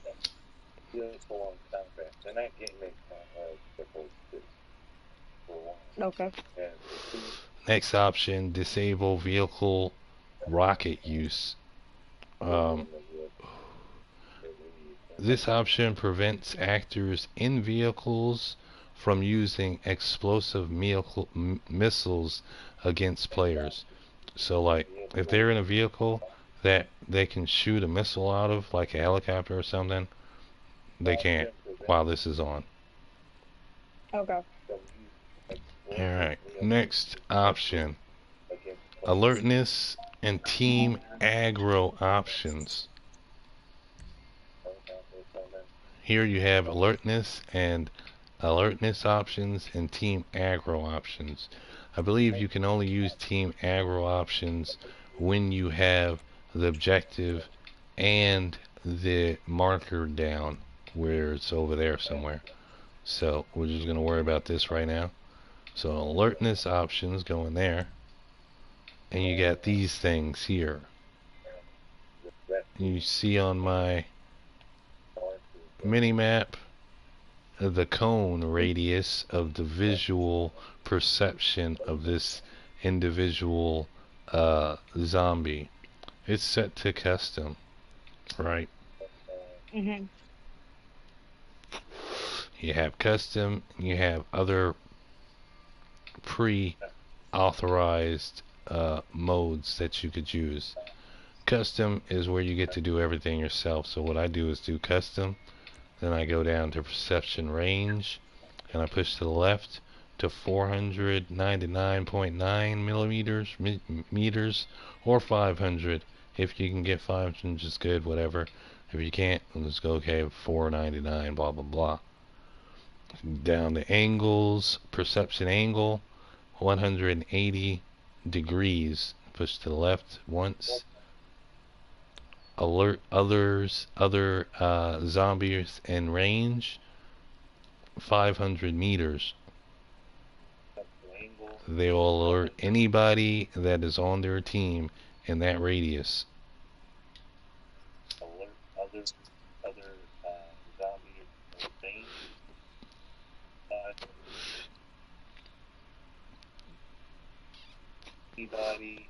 Hearing range, same thing, to the left 500.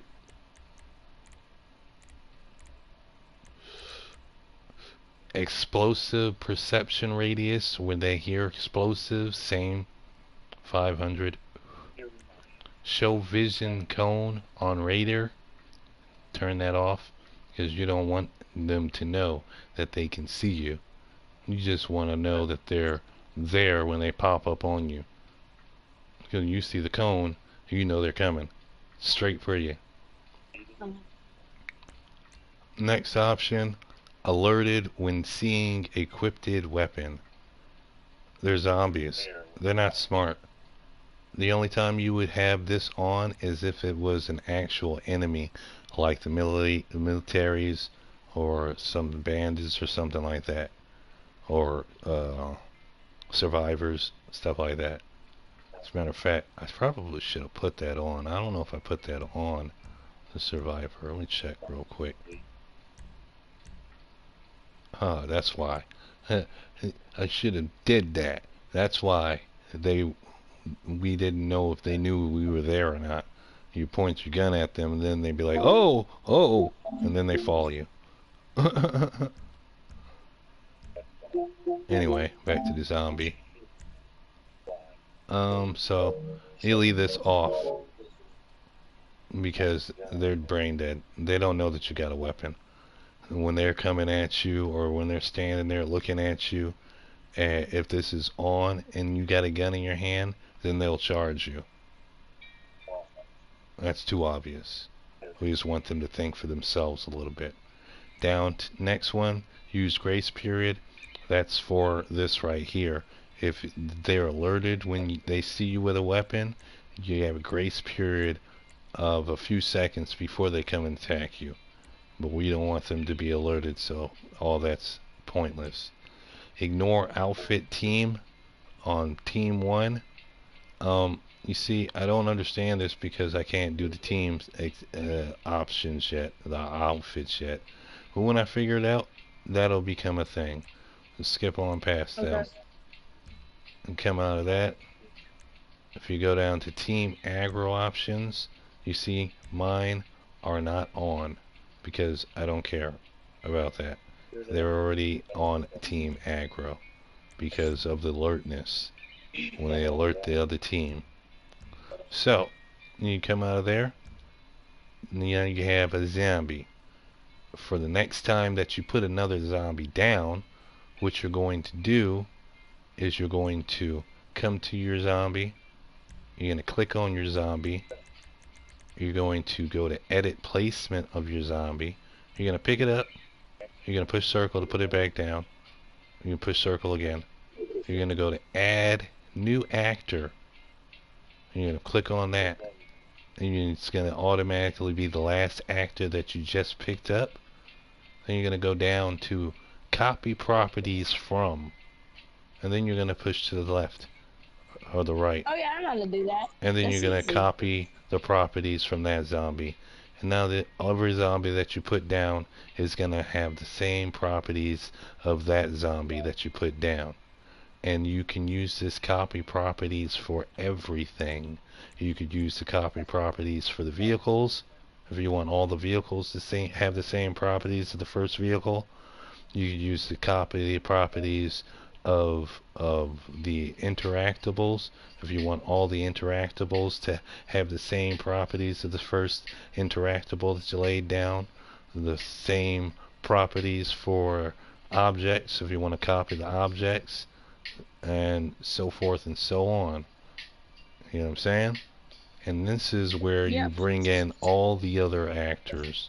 So now, before we get into the last part, which would be the objectives and testing everything, let me show you this Marine guy, because this Marine guy is on a certain thing, and this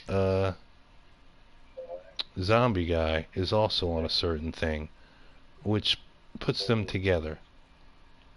So in the options of the Marine guy, we go down to spawning options. I haven't found He's in law enforcement. Okay. No, he's underneath military, sorry. Okay. He takes up some space though. Yeah, don't worry about finding him and changing to him. Don't worry about finding him and changing to him. You could change him later off of the zombie. You just change his appearance and change his minor options. You know what I'm saying?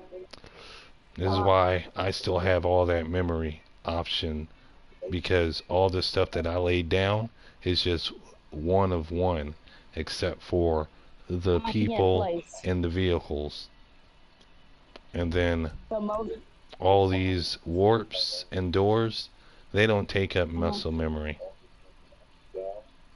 So this mostly the copy and place, really. Yeah, the copy and paste takes up the memory.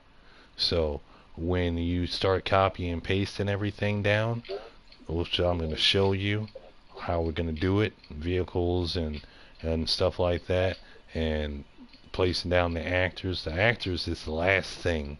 The actors is the last thing that I'm going to place down. You just get the actors options ready. So you got that first actors options ready. Me, I already got these 3 actors ready. So I have the option to mess with the options, and I can show you how to set them up. And through the video, you can just go back to the video and see how to set each individual actor up, and then do so forth. But for right now, all you're worried about having is your one actor. You know what I'm saying? And when we get I to have my actors. up to setting up all the other actors, then we'll mass multiply all the actors, and we'll go from there with that. But here, I just wanted to show you the task at hand that these 2 guys here are doing, because they are interacting with each other.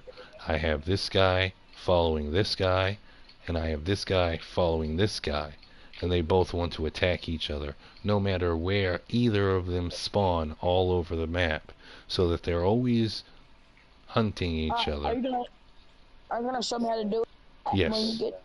I'm going to show you right now. Okay. So,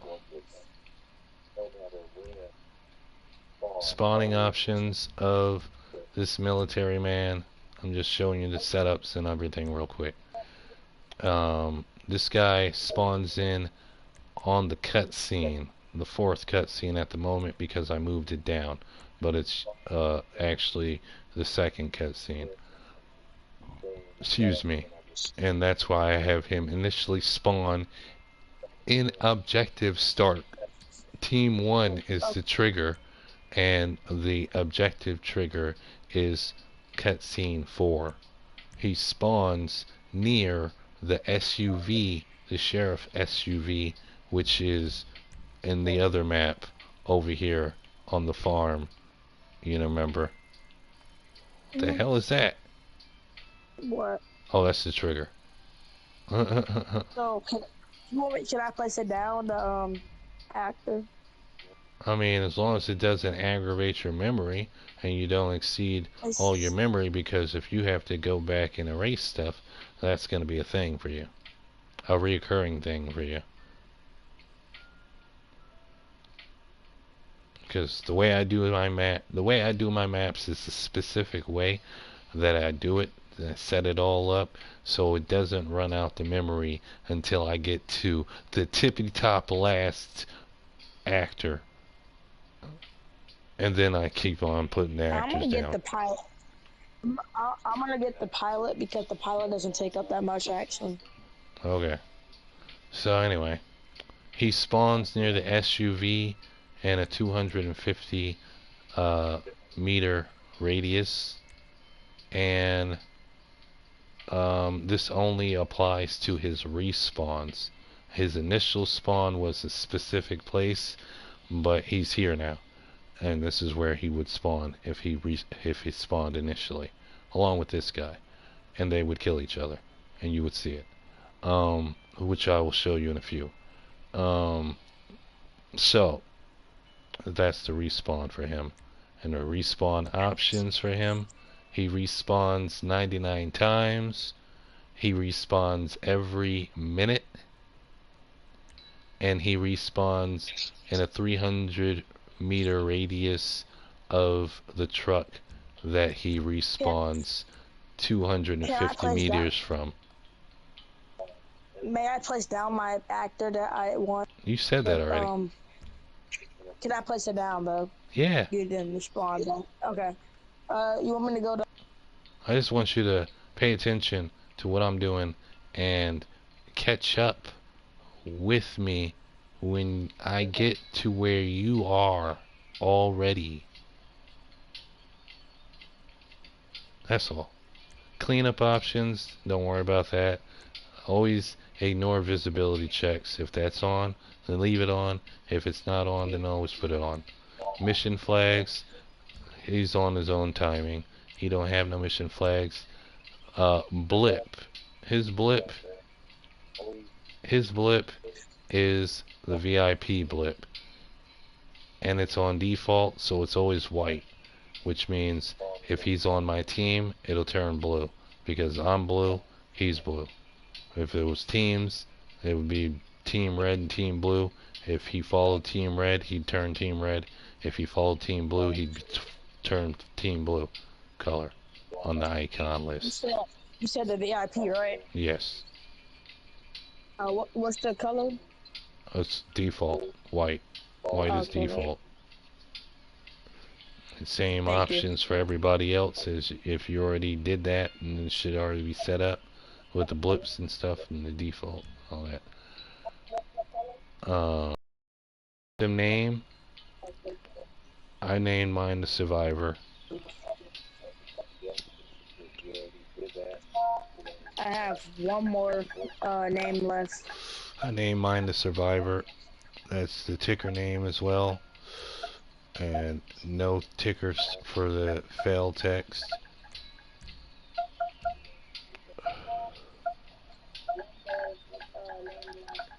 Hold on, give me a second. Higher. How do you spell Survivor? SURVIVOR.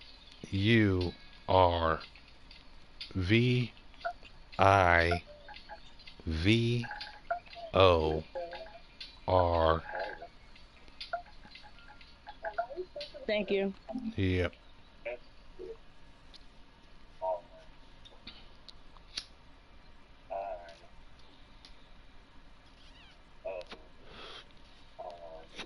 Next, health options. Same as the ticker name, the ticket name. Yeah. Ticker.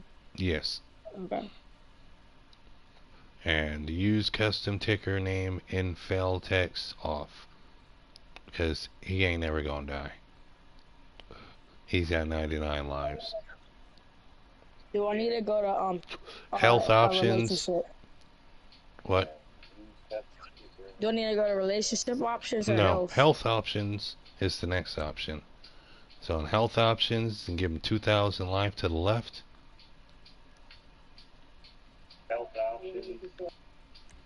Die in water, no, because you want him to swim witches.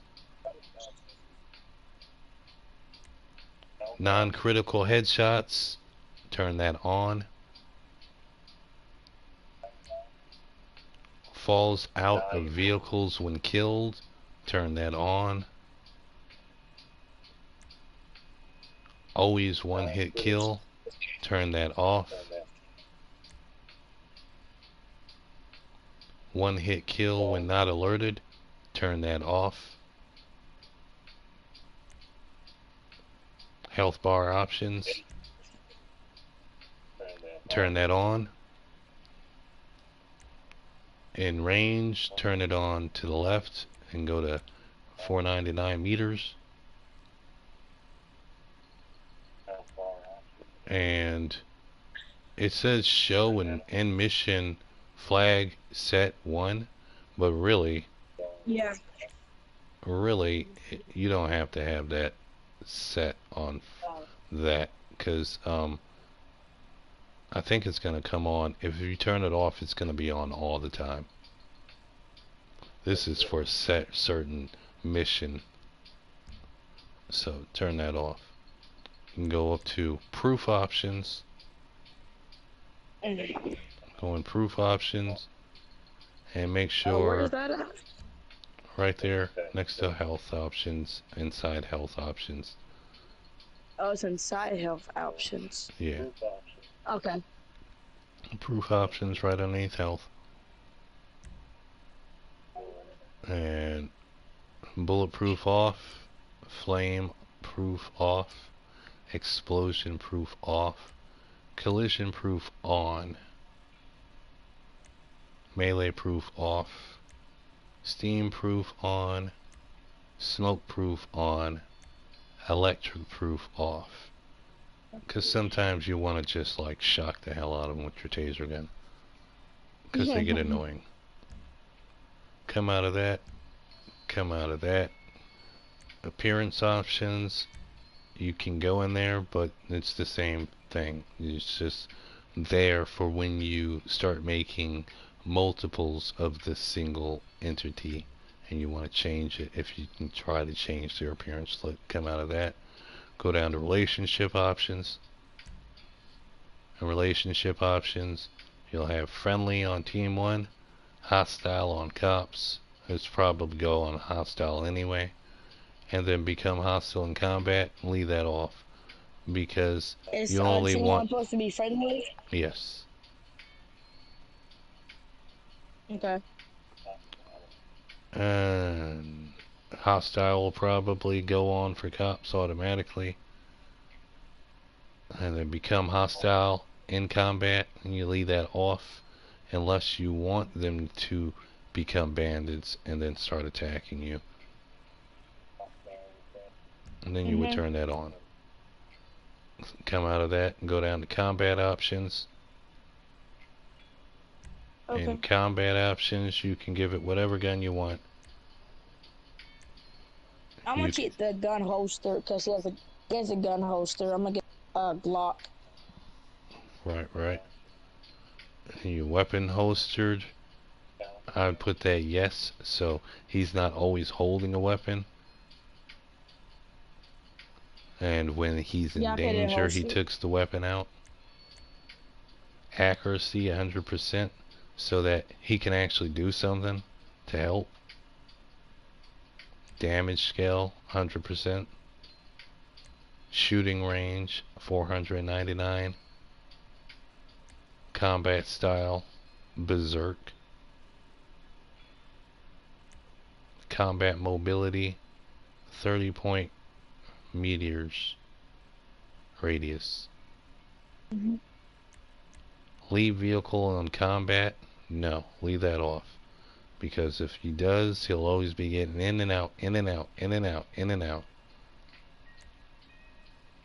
Disable vehicle rocket use? You leave that off. Or turn it off, whatever. And then come up out of there. Go down to alertness and team aggro options. Wait, hold on. What is that? What is that? Okay. Go to alertness and team mode aggro. Yeah. Mm-hmm. As a matter of fact, this first military map, I'm going to make military versus zombies, but I'm just going to put all the zombies like in Sandy Shores, but then I'm going to have them spawning in random places and then following their infections in certain places. All mapped out in my head just now. Anyway, alertness and team aggro options. Going on alertness options. That too should be on custom. And it should also be on custom, because this is also to be see the survivors were made off of the zombies. So all the options that the survivor that you made separate from the zombie, unless you made the survivor from the zombie, should already have the perceptions on custom and everything. You know what I'm saying? So what I do when I'm making a map, and I have to have actors in it, I count how many different actors I want. And then I count how many different variations. Oh, come up. What's up? What's up? Mute your mics. Mute your mics. Mute your mics. Mute up. Yeah, they keep coming in and going out and coming in and going out. We're still doing the tutorial. We're still doing the video. Yeah. Anyway, when we're done. So you stick back and listen, get some pointers, learn some shit, and mute your mic, ask some questions when I get to it or whatever, whatever. But right now, like I said, when you're laying a mission down and you're using actors, you start off with one actor. You make that one actor all the properties that you want that one actor to be. If it's a zombie map, you make that one actor a zombie, and you make all the properties on that one actor zombie map. I'm You know what watching I'm your saying? live, by the way. Okay, and make sure you mute me on that so you hear me here and not there, and we don't have a backup feedback of my echo. Okay. Thank you. So when you make that first zombie entity, and all the options is that, right? And you make a second entity off of that. Say you want a survivor. You copy the zombie and all its options and put it down over there. Then make the second actor. And then you change the appearance of the second actor into a survivor. And then you change the properties to something that wouldn't be of a zombie aspect to your liking of how you would make the survivor, like I just showed you. But all the while, the perception of alertness and all that stuff is the same. So the zombie sees what the survivor sees when it comes to attacking each other. So you don't have to change that. And I hear myself repeating, somebody's got me turned up. You need to turn me down on whatever I hear myself. Otherwise, I'm just going to have to leave the party, and then you're going to have to watch the video and see me do this without your asking commentary. Alright, anyway, back to what I'm saying is, when you start the mission, when you start this mission, making this mission, you should have one of everything that you're going to use, including actors. Actors should be laid down. After you laid the first actor down and set up all the properties for the actor, like you set up all the properties for the vehicle, like you set up all the properties for the objects, like you set up all the properties for the interactions, and you set up all the properties for all the zones. Zombies and all the actors will be laid down last after all the props have been set in their place, after all the vehicles have been set in their place, after all the objects have been set in their place, after all the interaction objects have been set in their place, after all the doors have been opened, after all the warps have been set, after all the zones have been set, after all the locations have been set, after all the objectives had been set. Then you start placing all the multiple That's a lot. actors, and then you start placing all the multiple actors down, because that is going to exceed you past your limitations. And when you set down all the actors, don't change all the properties yet. You set down one actor that's going to be the antagonist, the zombie, then you make a copy of that one actor and you turn that next actor into a survivor.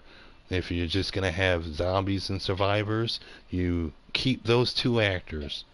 You make the properties of the survivor opposite of the properties of the zombie to an extent. You know what I'm saying? And then, where you want the zombies, you pick up the zombie actor and you put him back down, and then you go to add a new player, and then you go to copy your zombie to this player,